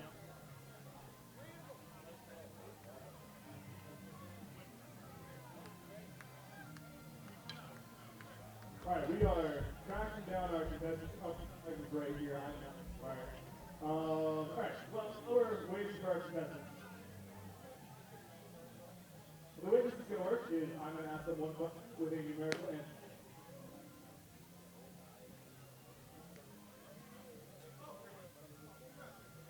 All right, I'm going to ask them one question with a numerical answer. The closest to the actual answer without going over it wins. So, it's inclusion night, so we want to know, when was the Special Olympics founded? Where is the closest?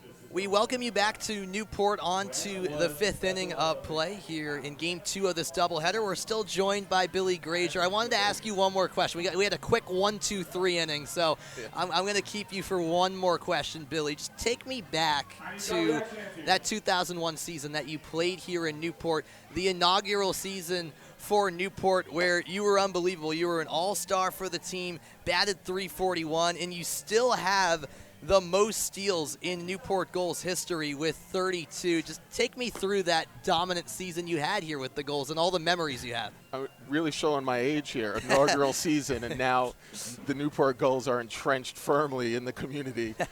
And we knew that would happen. I'll tell you what, the 2001 season was so special because it was our first year here, obviously, but the way that the team kind of came together, it was, hey, we're all in this together in an absolutely magical place. We had a great coaching staff, great ownership, which is still in place.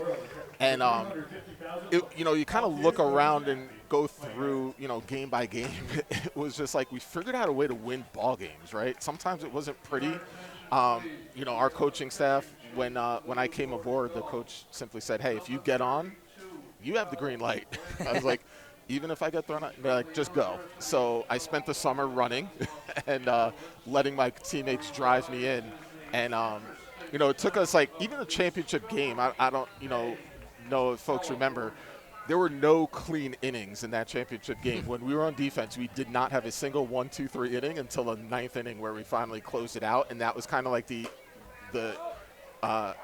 embodiment of our season, was just figuring out a way, getting through the muck, and getting it done. I still keep in touch with some of the folks on that team and look at the ring probably on a monthly basis. It was just truly special time. Can't blame you there. Here's a hit up the middle, and it's past the glove of Seymour. So Kyle Hennington leads off the inning with a single. The new pitcher for Newport is Cal Randall. Billy, we really appreciate the time. I could talk all day with you, but we'll let you go and enjoy the ballpark with everyone else and enjoy the experience here at Cardines. We appreciate all of the work you're doing with Going Yard as a proud sponsor of the Newport Gulls, and it's been a pleasure talking to you. It's been great. Thank you so much for having me. Appreciate it. Have a wonderful night, Billy. You Appreciate it. Thanks so much. Yes, sir.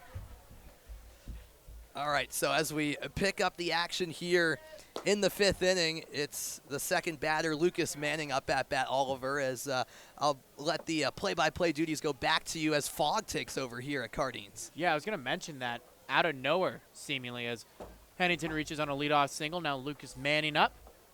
Cal Randall, the new pitcher, on the mound, and he fires a heater in there for a strike. Randall out of UCLA. It was a perfect game All-American in high school. was up to 95 going into his senior year. Now plays his college ball with the Bruins out in Los Angeles. Snap throw to first, checking in on Hennington as Manning swings through another strike, this time for strike 2. I still haven't asked Randall about this, but he states his special talent is that he can ride a unicycle. So we gotta inquire about that, because that's impressive stuff. Very unique talent to have, that's for sure. Up the middle, right back at Randall. He thought Hennington took off, so he only went to first. Thanks for having me back on your broadcast, guys. Yes, we're sorry for kicking you out for a moment, Brendan, but we're glad to have you back. It's a pleasure to be here on your show, and I'm excited to see the rest of the game here. Tough break for Randall. He must have thought Hennington took off on the pitch. He didn't even look at second base, and now there's a runner at second with only one out. Yeah, it almost looked like he glanced for a moment but didn't want to risk it. But I think you're right. The play was there to possibly make. And this fog is all of a sudden rolling in. We had a fog out against Martha's Vineyard here where we got 5 innings in, so it was official. That one just off at 92 for ball 1 to Chase Jans, who drove in 2 runs way back in the second inning. That was the first run driving in hit of that inning. 2 of those runs by way of Jans, 2 of the 8 in that inning. There goes Hennington. Throw down from Bozzo, a dart. And Hennington gets in there. Beautiful throw by Bozzo. But Hennington just got under the tag, his 6th stolen bag of the year. That looked like the throw may have got there in time, but just a touch high and able to slide underneath. Beat the throw from Bozzo. So now Hennington's at third. All it'll take is a ball in the outfield to score him, as the infield now playing in. Pitch on the outer half at 91 for strike 1. And that fog by the minute becoming more and more of a factor out there in the outfield. Of course, a few weeks ago, we couldn't even see the outfield from here. That's how bad the fog got. It's pretty bad right now in left field, as that one also called a strike. So now the count 2-2, 93 miles an hour that time from Randall. Again, Hennington at third. He stole that third base bag a few pitches ago. Weakly hit, but that'll find grass. That's another RBI for Chase Jans. Make it 3 on the day, 9-0 Blue Sox.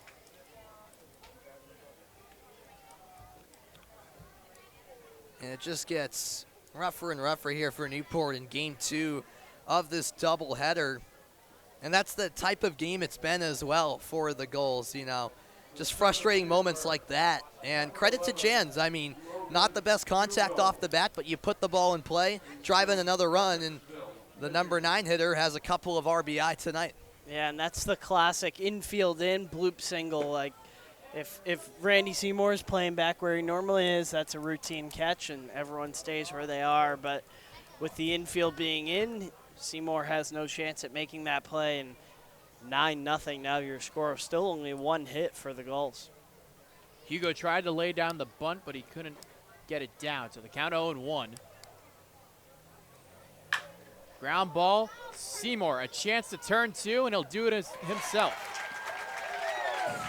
So Valley scores 1, but a nice 6-3 double play to end it.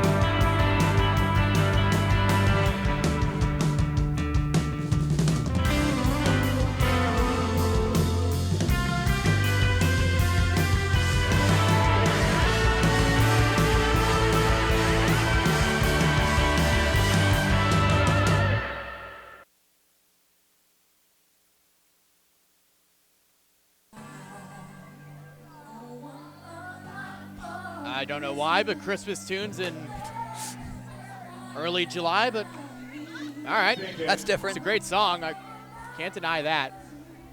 Shout out Mariah Carey. John Kwiatkowski on the mound for Valley, now in his 5th inning of work. He's thrown 4 scoreless so far. The score now 9-0 after the RBI single by Chase Jans in the top half of the inning, and it just seems like this one, if Kwiatkowski stays out there, is a game that Valley can wrap up very quickly.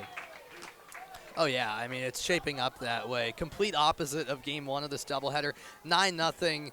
That fog continues to take over in the outfield. Crazy to think that we were sweating bullets for game 1 when the sun was beaming down here at Cardines, and the weather has shifted that dramatically. I guess that tells you how long we've been on the air and in the booth here throughout the afternoon and into the evening. But yeah, the way Kwiatkowski's going, he's showing no signs of slowing down. Oliver has that 9-run support. So at this rate, I think he goes through this one comfortably, maybe even another. And for Valley, you only go through, 4 pitchers if they go 1 guy in the bullpen all day? I think he'll take that in a doubleheader. I mean, a huge victory as far as saving arms. If you're Valley, you're absolutely right, as Jack Doyle takes ball 1. If you're just joining, 9-1 the score. 8 of those runs for Valley coming in the 2nd inning after an onslaught by this lineup for the Blue Sox, and then 1 back in the 4th. Just a note on the weather that we have rolling in. We have a severe weather alert, dense fog advisory from now until 5 in the morning here on Aquidneck Island. Pitch just low, and the fog in the last inning was just in left, and it's slowly but surely moved across the outfield. Now it's completely in center and a bit in right, but just give it some time and it'll probably be covering the entire field. Called strike, inside fastball.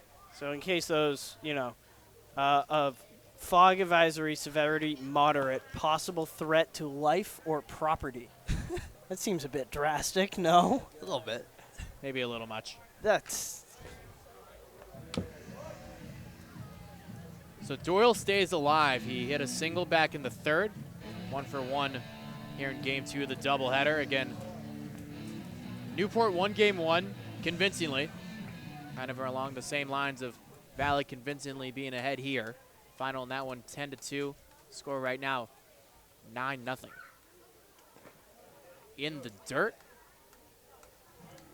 to make the count full.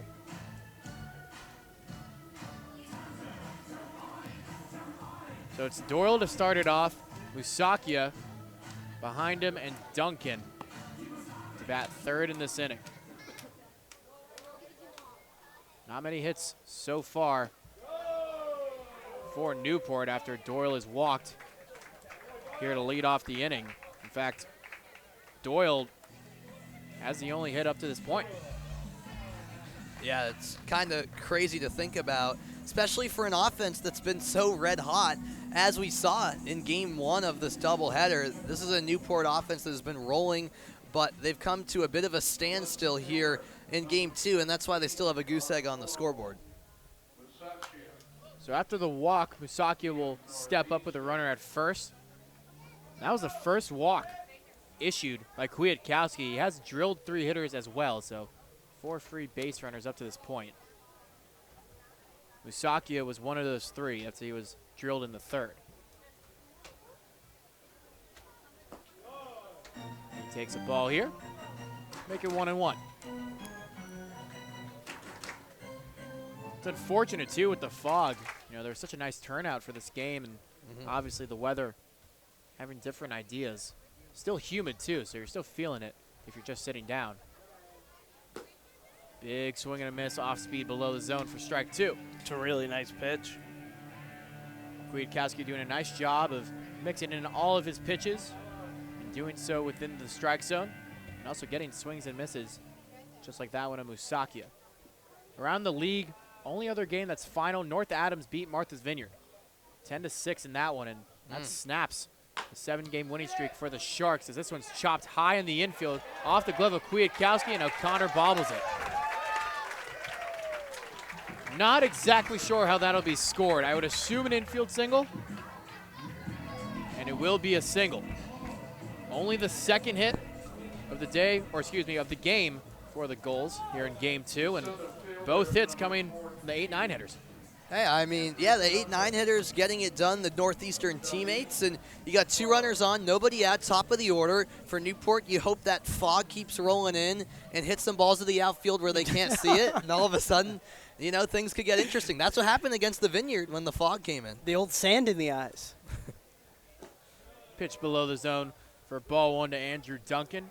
Other games currently going on in the league. Tie score in the bottom of the 5th between the North Shore Navigators and Bristol Blues. So a game that both of us will be keeping our eyes on, being Voice of Valley and Newport. Keene also tied with Vermont in the 5th, 3-3. Danbury down 2-0 to Mystic in the top of the 6th. And Martha's Vineyard and North Adams playing a doubleheader today. So after dropping game 1, Martha's Vineyard ahead 2-0 in the top of the 2nd inning.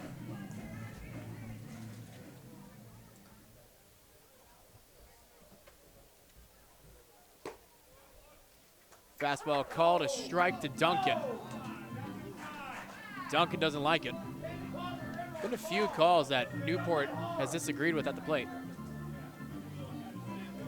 Yeah, that one seemed borderline. Some fans voicing their displeasure as well.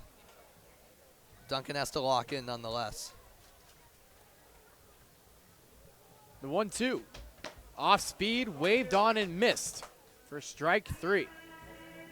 Third strikeout of the day for Kwiatkowski, and a big one for out number 1.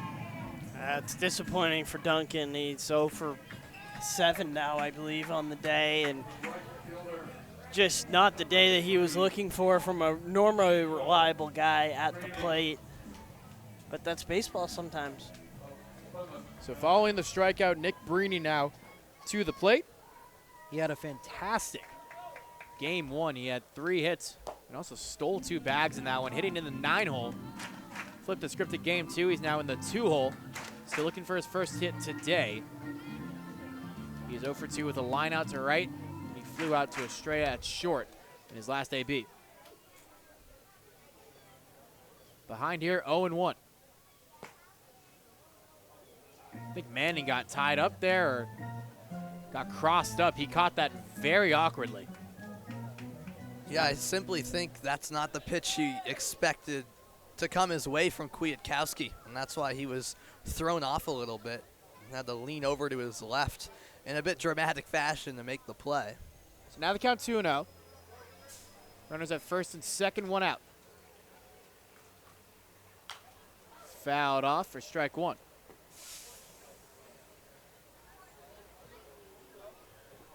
There was a game I know earlier this year at Martha's Vineyard that got canceled because of the fog. Yes. Have you guys had that experience yet? Yeah, so a couple weeks ago against Martha's Vineyard, funny enough, the fog took over. They had a conference in the 4th inning, and they decided to play it out another inning. So we got through 5 to make the game final, and then they immediately called it because you could barely see the outfield. So they got the game in. Pitch way upstairs from Kwiatkowski. That one for ball 3. Kwiatkowski trying to put up 5 scoreless if he can. And unless absolute disaster strikes, he'll come out of this game with the lead. But behind here to Brini. And he throws a strike there on a swinging foul ball to make it 3-2. Can't say I'm too surprised that the counts run full on Brini because, as Brendan's mentioned time and time again, he's the type of batter that just makes you work for it if you're the pitcher going up against him, and he's not an easy bat to retire, no matter the circumstance. Makes you make a play. 3 balls and 2 strikes. And that one low for another walk. Second of the inning for Kwiatkowski. It's a really good at bat from Nico Brini. So now the bases will get loaded as first baseman Jay Bant going to go talk to his pitcher. I mean, you never know with this Newport offense. They came back from an 8-0 deficit against Bristol to win that game. And it's a 9-run margin. Remember, a 7-inning game as well, so Newport doesn't have many chances left. But if you can put up a flurry of runs here in the 5th, all of a sudden, things could get a bit interesting, Oliver, and that fog is really taken over. Line drive, first pitch. That Hare sees, that'll score 1, and everyone will move up 90. So right on cue, Hare with the RBI single. You were saying? Yeah, I was saying, you know, now's the moment. If the offense can deliver like that and put not only the 1 run they just put on the board, but follow that up with a couple more with 1 out, especially as that fog just continues to take over. You never know. We've seen crazy things in a crazy NECBL season. Bases again loaded as well. Second time for Randy Seymour. You do got to wonder, too, in the NECBL, for a game to be official, it has to go 5 innings. Yeah. If it's postponed or delayed because of weather. Does that change in a 7-inning game? I was thinking that. That's a good question. I want to say you still have to get 5 in. I think that's the right, Yeah. Because otherwise it would be 4, and at that Right. point just make it 5. Yes, I believe it's still getting 5 in, which we are at right now. We'll be at that if Kwiatkowski can Yes. get out of it. Correct. And in a bit of a jam right now. Bases loaded. Still 1 out. Randy Seymour at the plate. I mean, we can barely see the center fielder, Hugo, at this point. Is he out there? That one way outside for a ball. Kwiatkowski. It's amazing how quick it happens. Kwiatkowski really struggling with his command. You're right, though. Logan Hugo barely out there. You can see the red sleeves, but that's about it. Yeah. Same can be said about Hennington out there in left with Chase Jans. That one way out of the zone for ball 3. And it appears that Kwiatkowski has lost all feel here in the 5th. But again, if you can just get the ground ball, turn 2, you get out of it. Big moment here for Seymour to make an impact. 3-1, hitters count, bases loaded. And he takes ball 4, and that'll walk in a run. So it's an RBI walk for Seymour, and it's now 9-2. That'll do. And again, it's not done yet. And I'll tell you this, you know, no matter how bad the fog gets, I have to imagine they're going to try to at least play out the 5th and then make a decision as Kwiatkowski is ready for a mound visit here. Things got real interesting based on what's happening on the field, Oliver, and based on the weather that has taken over here in Newport. It is incredibly foggy. This will be the second mound visit of the inning. The first was just Jay Bant coming over to talk to his pitcher. Now it'll be Phil Guidry, the pitching coach for Valley, coming from the dugout, along with the entire infield. So I want to say, Brendan, the fog we're seeing right now is about how bad it got against Martha's Vineyard. Maybe it was a little bit worse. It was a little worse. It was a little worse, but we're in that territory. We are, and it's worth noting that it's not going to get better. Exactly. It's just going to get worse. As there is, quote, a severe fog advisory on Aquidneck Island until 5 in the morning. Especially for outfielders trying to catch fly balls. Yeah. Well, yeah, I talked This to is a Andrew. scary scene. Oh, yeah. I talked to Andrew Duncan, Newport center fielder, after that shortened 5-inning game because of the fog, and he said, yeah, you can barely see out there in center field. That one in there for a strike to Tyler Minnick. 6 men have come to the plate so far here in the 5th. Minnick number 7.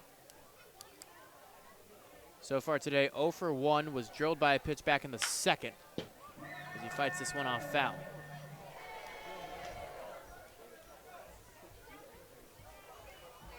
Crowd still holding up, though, pretty well given the conditions. Again, it's not raining, but it's humid and very foggy. You can see to our right the fog waving in as well. Another one fouled off by Seymour. Count 0-2 to the Gulls shortstop out of Michigan State.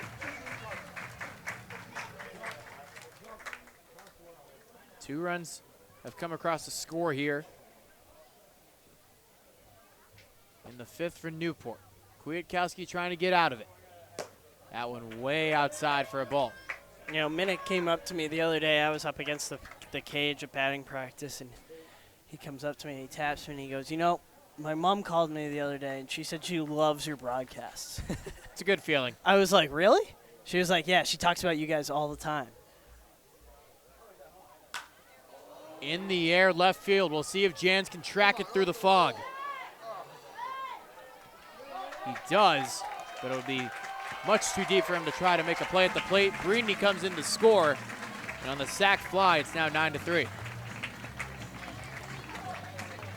At first, it seemed like maybe that had enough to go off the fence, if not over from Minnick. It died down. Good concentration as well there from Jans, battling the fog and left, which is no easy task for that second out. So it's good to know that it is possible to catch a fly ball. Exactly. Now 2 outs, 2 runners on. Score 9-3. Kwiatkowski working in a jam here, and both runners will take off. Kwiatkowski will fire to third, and Newport gets way too aggressive. Tyler Hare thrown out there. The old adage, don't get thrown out at third for the third out. 3-run score for the Gulls, but an unfortunate way to end it for Newport. 9-3 through 5. He might have saved me a left on left, baby.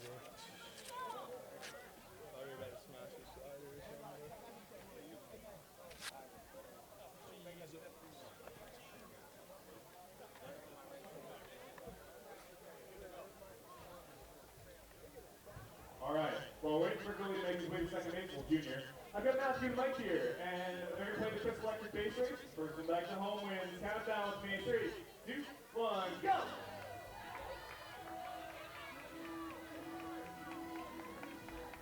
Here we go. He's making his way to second. Oh, he's bad. Mike's making his way to first. He's going to second. Matthew clears second. Matthew's just almost flapping. Fight. Here we go, here we go, here we go. Junior comes way back in. Here comes the winner, I think. Barring some big catastrophe. I think it's going to be Matthew coming home. Matthew's going home with the Chris Electric cliche. All right. Just a reminder for our younger Gulls. It was a scorching hot day when we started our doubleheader about 5.5 hours ago at 3 o'clock in the afternoon, and now it's a foggy night here at Cardines Field in Newport, Rhode Island. Alongside Oliver Shack and Brendan Locke, I'm Sam Reese. We thank you so much for joining us here on ESPN Plus. Newport scores 3 in the 5th to make it a 9-3 game, and despite the fog that we're dealing with, we're still going to play on here into the 6th inning. This game is official if the conditions become unplayable like we saw a few weeks ago against Martha's Vineyard, but we are going to continue playing. And remember, it's a 7-inning contest as well, with this being game 2 of a doubleheader. So just 2 innings away from the finish line. We do have the 3rd pitcher of the night on the mound for Newport. That's Nick Dorito entering the game for the Gulls. So Dorito, the 4th pitcher after Cal Randall pitched the last inning. Dorito, a righty out of UMass Lowell. He's making his 6th appearance, Brendan. We just saw him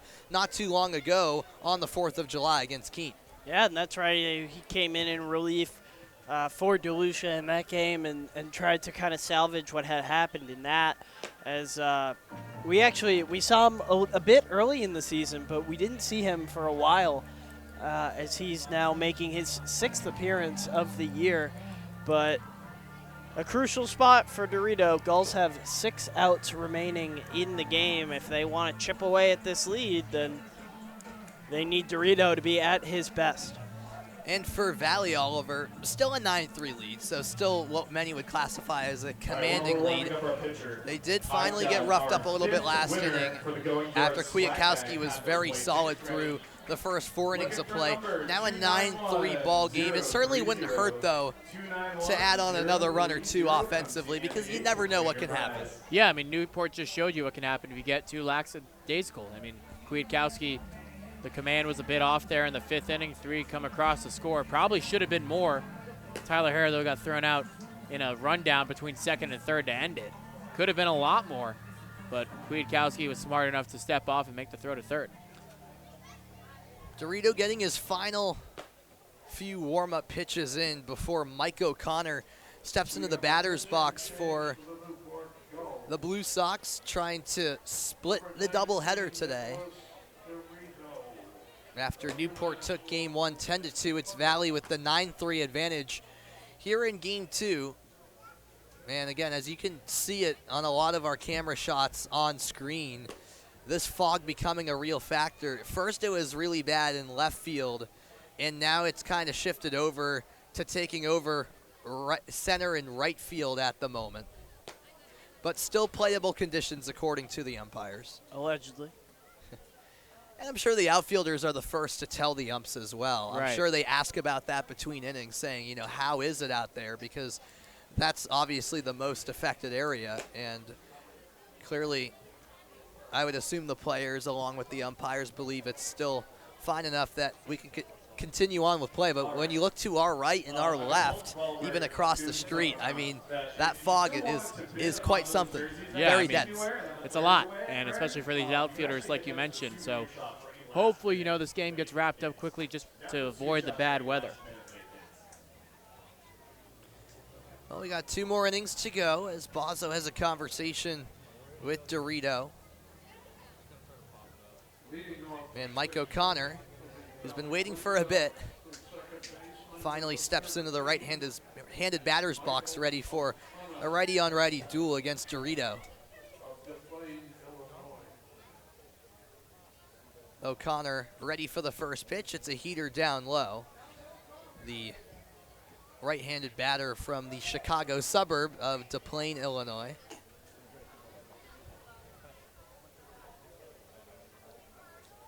You were saving glad that you like one. that. Yeah, you were saving that. Yeah, you had that one in your back pocket. I'm just clarifying. The 1-0. Check swing. It's a strike nonetheless, rules home plate umpire Jake Brichta. It's level at 1-1. Oliver, what do you think about getting Nick Dorito a potential Frito-Lay NIL deal? When I first heard his name, I thought you mispronounced it. No. I didn't think you were serious. No, Dorito. It is. It's got to be a thing. I think that's got to be something he's tried for at least. Have to. Maybe he sends like a Instagram DM to like the Doritos official account or something. Yeah. We got to ask him about that too. Yeah, I know. We do need to get on that. Just a great name.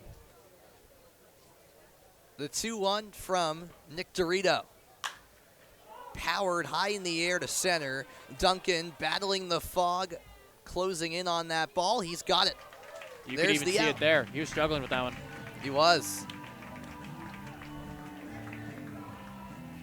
Still managed to track it, did Andrew Duncan. 1 up, 1 down. Colin Ritchie due up, and not a guy you want to face. You see the replay here. Yeah, Duncan just fighting through that fog, managing to make the play. Ritchie has reached base in all 3 plate appearances, a single, double, and a walk. In near the knees on Ritchie for ball 1 from Dorito. He was good in game 1, too, with a double. He's been a great addition to Valley. Became eligible 2 days ago. Grounder to the right side. Orban corrals it, no problem. Making the throw over to first for out number 2. It's weird. Now the fog looks worse in right field. Yeah. It's really a developing situation by the minute, it feels like. Yeah. Here's Jay Bant out of Monmouth. An RBI single for him in his lone hit of the game back in the second.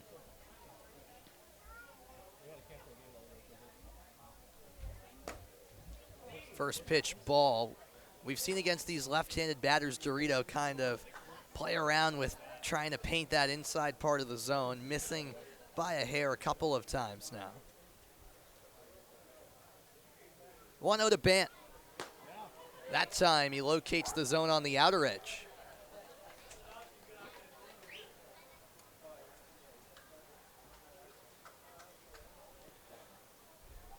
The count's all even as the fog takes over in right field. And there's another one of those borderline pitches just inside the zone, 2-1.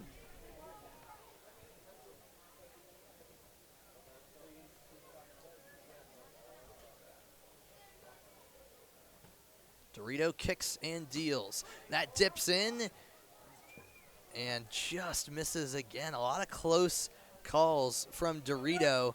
3-1 the count. And that one looked like it caught the outer edge, but just off. 5th pitch of the plate appearance. Dips low, a 5-pitch walk to Jay Banton. Not quite the 1-2-3 inning Dorito was seeking. Especially because of the guy coming to the plate now. That would be Jonathan Hogart. Safe to say he likes this ballpark a lot. Oh, yeah. He entered the day with 2 home runs, and he has 2 home runs today. 1 in game 1 and 1 earlier in this ball game back in the 2nd inning. Down low, it's a ball. Dancing over at first was Bant, who thought about taking off. Baza was alert behind the dish. Interested to see if there is a throw down to second, how the Fog would deal with that. Right. The 1-0 from Dorito. Swing and a miss from Hogart.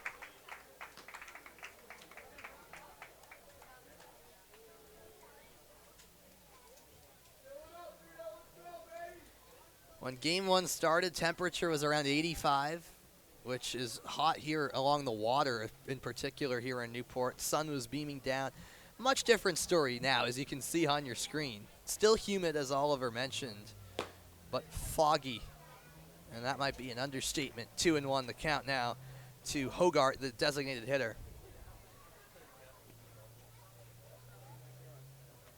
Crucial for Dorito to get out of this without getting a rally going in the 2nd inning when Valley put up 8 runs, 5 of those were with 2 outs. Misses inside on Hogart. 3 balls and a strike. And this has been the struggle for Dorito. Entered the day with 9 walks and 7 strikeouts in 5 1/3 innings, falling behind in the count and not being able to recover. We'll see if he can recover this time. 3-1. Popped out to right. Battling the fog is Brini, and he makes the play. Through the fog, it doesn't matter. That doesn't faze Nico Brini one bit. We go to the bottom of the 6th. Newport trails 9-3.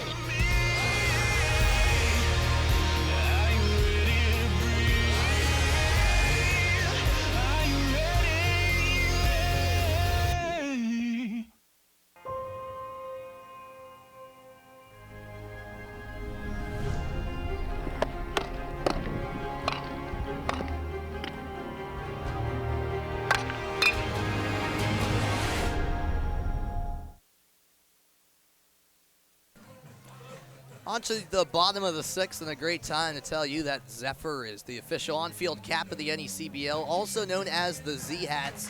Zephyr is the authentic college hat with over 800 colleges and channels that same energy and creativity into building custom hats of all types for pro sports teams, clothing brands, and companies everywhere. Make sure you pick up your Newport Gulls official on-field cap today. You see right there on your screen a new pitcher for Valley, so that's the end of the line for starter John Kwiatkowski, an impressive 5-inning outing for him. And the new man on the bump, Jack Niederinghaus of Xavier, making his 8th appearance already, Oliver, and his 2nd in a span of 3 days. Yeah, he's pitched a lot as of late and went 2 innings against Sanford back on the 6th of July. And those 2 walks he had in 2 innings they both came against the first 2 hitters he faced, and then he struck out 5. So it was a tale of 2 stories in that outing, but Niederinghaus has been a really good arm out of the pen, plays at Xavier University. ERA just over 4.5, and he's looked really good overall this season. The names don't get any easier. Yeah, Niederinghaus. It was a tough one for me at first. Fair enough. Terwilliger was still the toughest one for me. Yeah, that one's brutal too. That one was tough to learn at first, but eventually you get so used to it that it's like clockwork. Oh, yeah. I believe it. Luke Orban leads off for the Gulls, one of just 2 Newport batters that didn't step up to the plate in that 3-run 5th inning. The fog has gotten significantly I cannot worse. see Logan Hugo. Yeah, we cannot significantly worse. And look at that. That was a great. Our center field camera really sums it up. The one behind home plate, you can get a perspective as well of just the amount of fog that's come in. 0-1 the count. And that's a strike. And I think this is now worse than what it was against Martha's Vineyard. Definitely. You know when you hear about those places that pump like flavored fog or whatever to make the smell of a building more? That's what it looks like watching the fog come in. Like in amusement parks, they pump in like artificial smoke. 0-2, Orban chased. Got away from Manning for a second, but he collects, throws to first for the out. Yeah, I mean, you hit it on the head, Oliver. And when we look to our right, you can see the fog just shifting in towards the field. Yeah, it's the direction of the wind. I cannot see Logan Hugo in center field. Nope, I can't either. We'll assume he's out there. May need to get a camera on him to confirm that he's out there. Craig Bozzo at the plate, and we're playing on here in Newport. I think I can barely see his outline. I legitimately can't see him. Oh, no. And there's a ball looped foul behind us. I thought as well that was going towards left field. I mean, if a ball is hit to the outfield, we will not know where that goes. I don't think anyone here will know where that goes, including the outfielders. I can see Chase Jans. I can't see Kyle Hennington, and I cannot see Logan Hugo. Extreme fog taking over. The 0-1 misses, and it's all even. I don't know. After the 6th inning, they might call it. I mean, you get to a point where Jay Badd is just palms in the air right now, very confused, pointing at the outfielders. Outside ball 2. Despondent with the first base umpire that there it is. Yeah. So, and that's what Valley is pointing out, that you can't even see the outfield. And it gets to a point where it's dangerous. Because no, that's the big worry. Bozzo thinks it's fine. He's laughing. He's like, no, we should still play. So the entire umpiring crew that consists of Jeffrey Mertzel, Jake Brickta, I should say, and Dan Fitzpatrick are gathering. And they're going to make a decision as to whether this game should continue. We played the 5 innings to make this official. For those at home, if you are curious, if they called the game here, which they have every right to, this 6th inning, to my knowledge, would be wiped off the board. And so it would be 9-3 after 5 since we didn't complete the 6th. But it would still be enough to make it official. And so they're having a long conference. I mean, this is worse than it was a couple weeks ago, This Brendan. is significantly worse. Yeah, it is. And again, we've reached the minimum. I mean, look, if we look to our left, you can't see the building across the street. We usually can see no problem. I mean, it's extreme fog. Look at the monitor. Yeah, look at exactly. Look at the feed here. And they're calling them in. I would say that there's roughly 200 yards of visibility, 150 to 200 yards of visibility. So they are calling the teams in. It does look that way. The outfielders probably don't even know the umpires called them in. Yeah, they probably can't even see. Probably can't even see.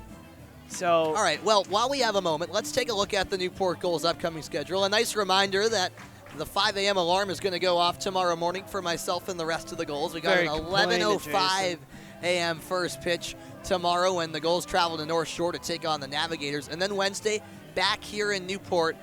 Newport hosts Ocean State in the only home game this week that's not a doubleheader, because then after an off day Friday, Newport is home again to take on another team from the West, the North Adams Steeplecats, and that'll be another doubleheader here at Cardines. And why don't you take us through that Valley upcoming schedule as well while we have time to spare, Oliver? Whole lot of road games tomorrow against the Ways at Ocean State, then at Danbury, and then at Martha's Vineyard. Still don't know how that trip's going to go. I've heard a lot of things about, the tugboat you take back, and obviously it's a 7:05 start, so Friday night's going to be a late one. Oh, the fishing boat on the way back is a one-of-a-kind experience, Oliver. I'll tell you that much. All right, both bullpens are coming in. This game has officially entered a weather delay. They haven't officially called it off, so we will step aside for a moment, and a weather delay is in effect. We hope to keep you updated. We hope to come back with an update in the near future. Stick tight for the moment here on ESPN Plus. We don't know as to whether or not this game is official yet.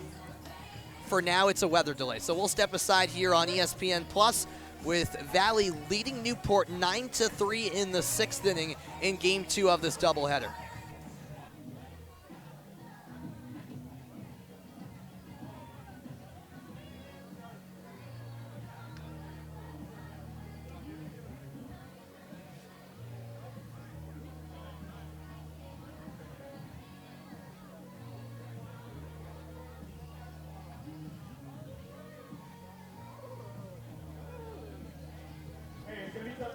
But while we're trying to figure this out, we're still going to run the goal lyrics. So let's get our kids on the line. Let's get our birds out in the center field. I'll try to walk as best as I can.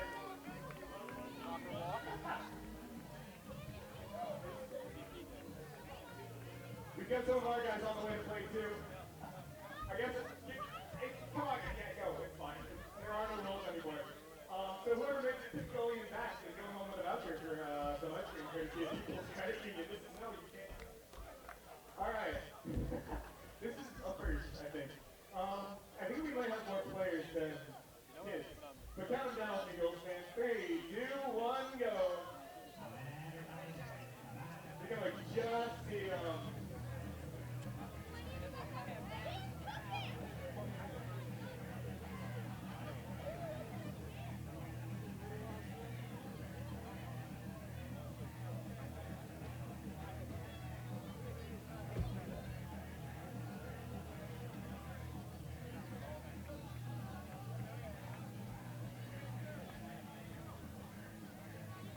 Make it up down here. Ooh, yes, I can. Kind of. You just pick that.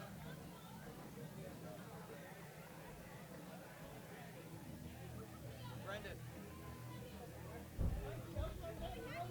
I know. If they call it, we'll throw it back to you, send us off, and say goodbye. Tell Sam quick, wrap it up. Okay? Hey, how hard was that home run? My home run. Off the bat. Andrew.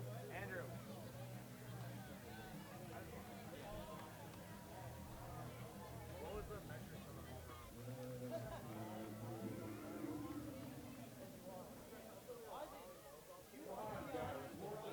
I mean, not today, but I mean, I'm down.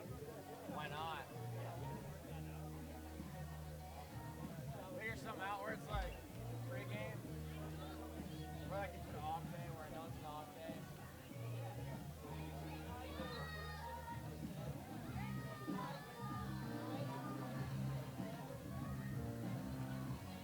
I think something Ty would do.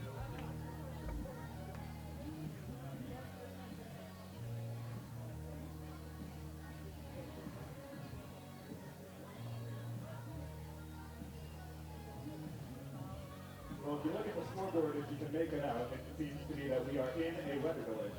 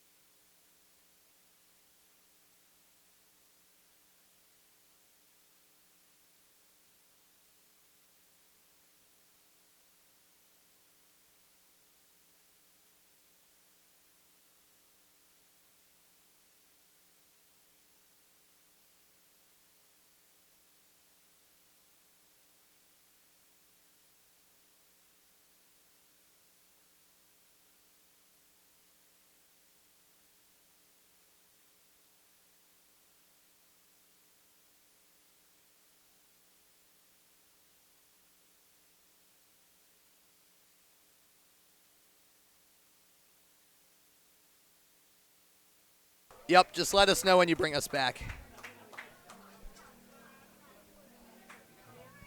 All right, just let us know when we're back.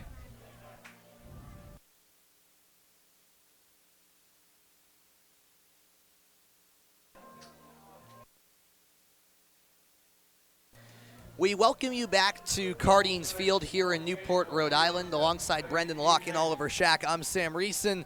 We're here to relay the news that we kind of saw forthcoming. It was kind of inevitable, and that this game has been called in the 6th inning. So we did get the minimum 5 required to make it an official game. So officially, Valley takes game 2, 9-3 over Newport in 5 innings. And you can see the fog just unbelievable here across Cardines Field. So a sensible decision when all is said and done. And as we welcome you back into the booth to just put a wrap on things, Oliver, a bit of a weird day with, I was talking about it earlier before we went into that delay, temperatures in the high 80s, the sun beaming down for game 1 of this doubleheader, and then all of a sudden it cooled down, the fog took over here in Newport. when all is said and done, Valley gets the split, which you have to take if you're the Blue Sox, I think. You needed it because especially in the West, you can't afford to lose 2 in a row because that might be too many. I mean, everyone has around the same record, and teams like North Adams are starting to get hot. Danbury's starting to get hot. Bristol is staying hot as well, so you needed that win. Absolutely. So Valley goes back to 1 game below 500 with that. Newport splitting the doubleheader, I guess a little fitting considering how they've been as of late, Brendan, where there's just some inconsistencies. We saw in Game 1, the offense, as usual, was phenomenal, and Aiden Coleman dominated on the mound. But then you fast forward to Game 2, and it was bound to happen at some point where the offense came back down to earth a little bit. Credit to Kwiatkowski for a great job on the mound for Valley. And then the pitching struggles were at the forefront once more for the Gulls, where Colby Holcomb struggled, and that's a rarity for a guy who's been dominant on the mound, but first time starting compared to the role of closer, and those struggles were on display. Well, yeah, and they tried to fire out a bullpen game and try to take advantage of the long weekend, the 2 days off, the 2 days of rest, and fire a bullpen game to try to get everyone on the same page because the Gulls have a gauntlet coming up, and it didn't work. It didn't hit, and they let up an 8-run second inning, and it's just, you can't really come back from that. That's exceptionally difficult, especially in a 7-inning game. We saw them come back from an 8-0 lead earlier in the season, but in a 7-inning game, that's probably too much to come back from, and it's more the same from the Gulls that we have seen. It's moments of greatness, and it's moments of this team has some stuff to fix, and they have another arm. They added another arm to the bullpen, who I'm sure we'll talk about later in the week as the broadcasts come along, and they have some issues that they need to be fixed as we head into the last month of the season, and most importantly, this stretch between now and the next 2 weeks where they have 14 games in 13 days. Newport has a quick turnaround. They'll go to North Shore for a divisional matchup. That's tomorrow, 11 a.m. first pitch. That puts a wrap on things here from Newport.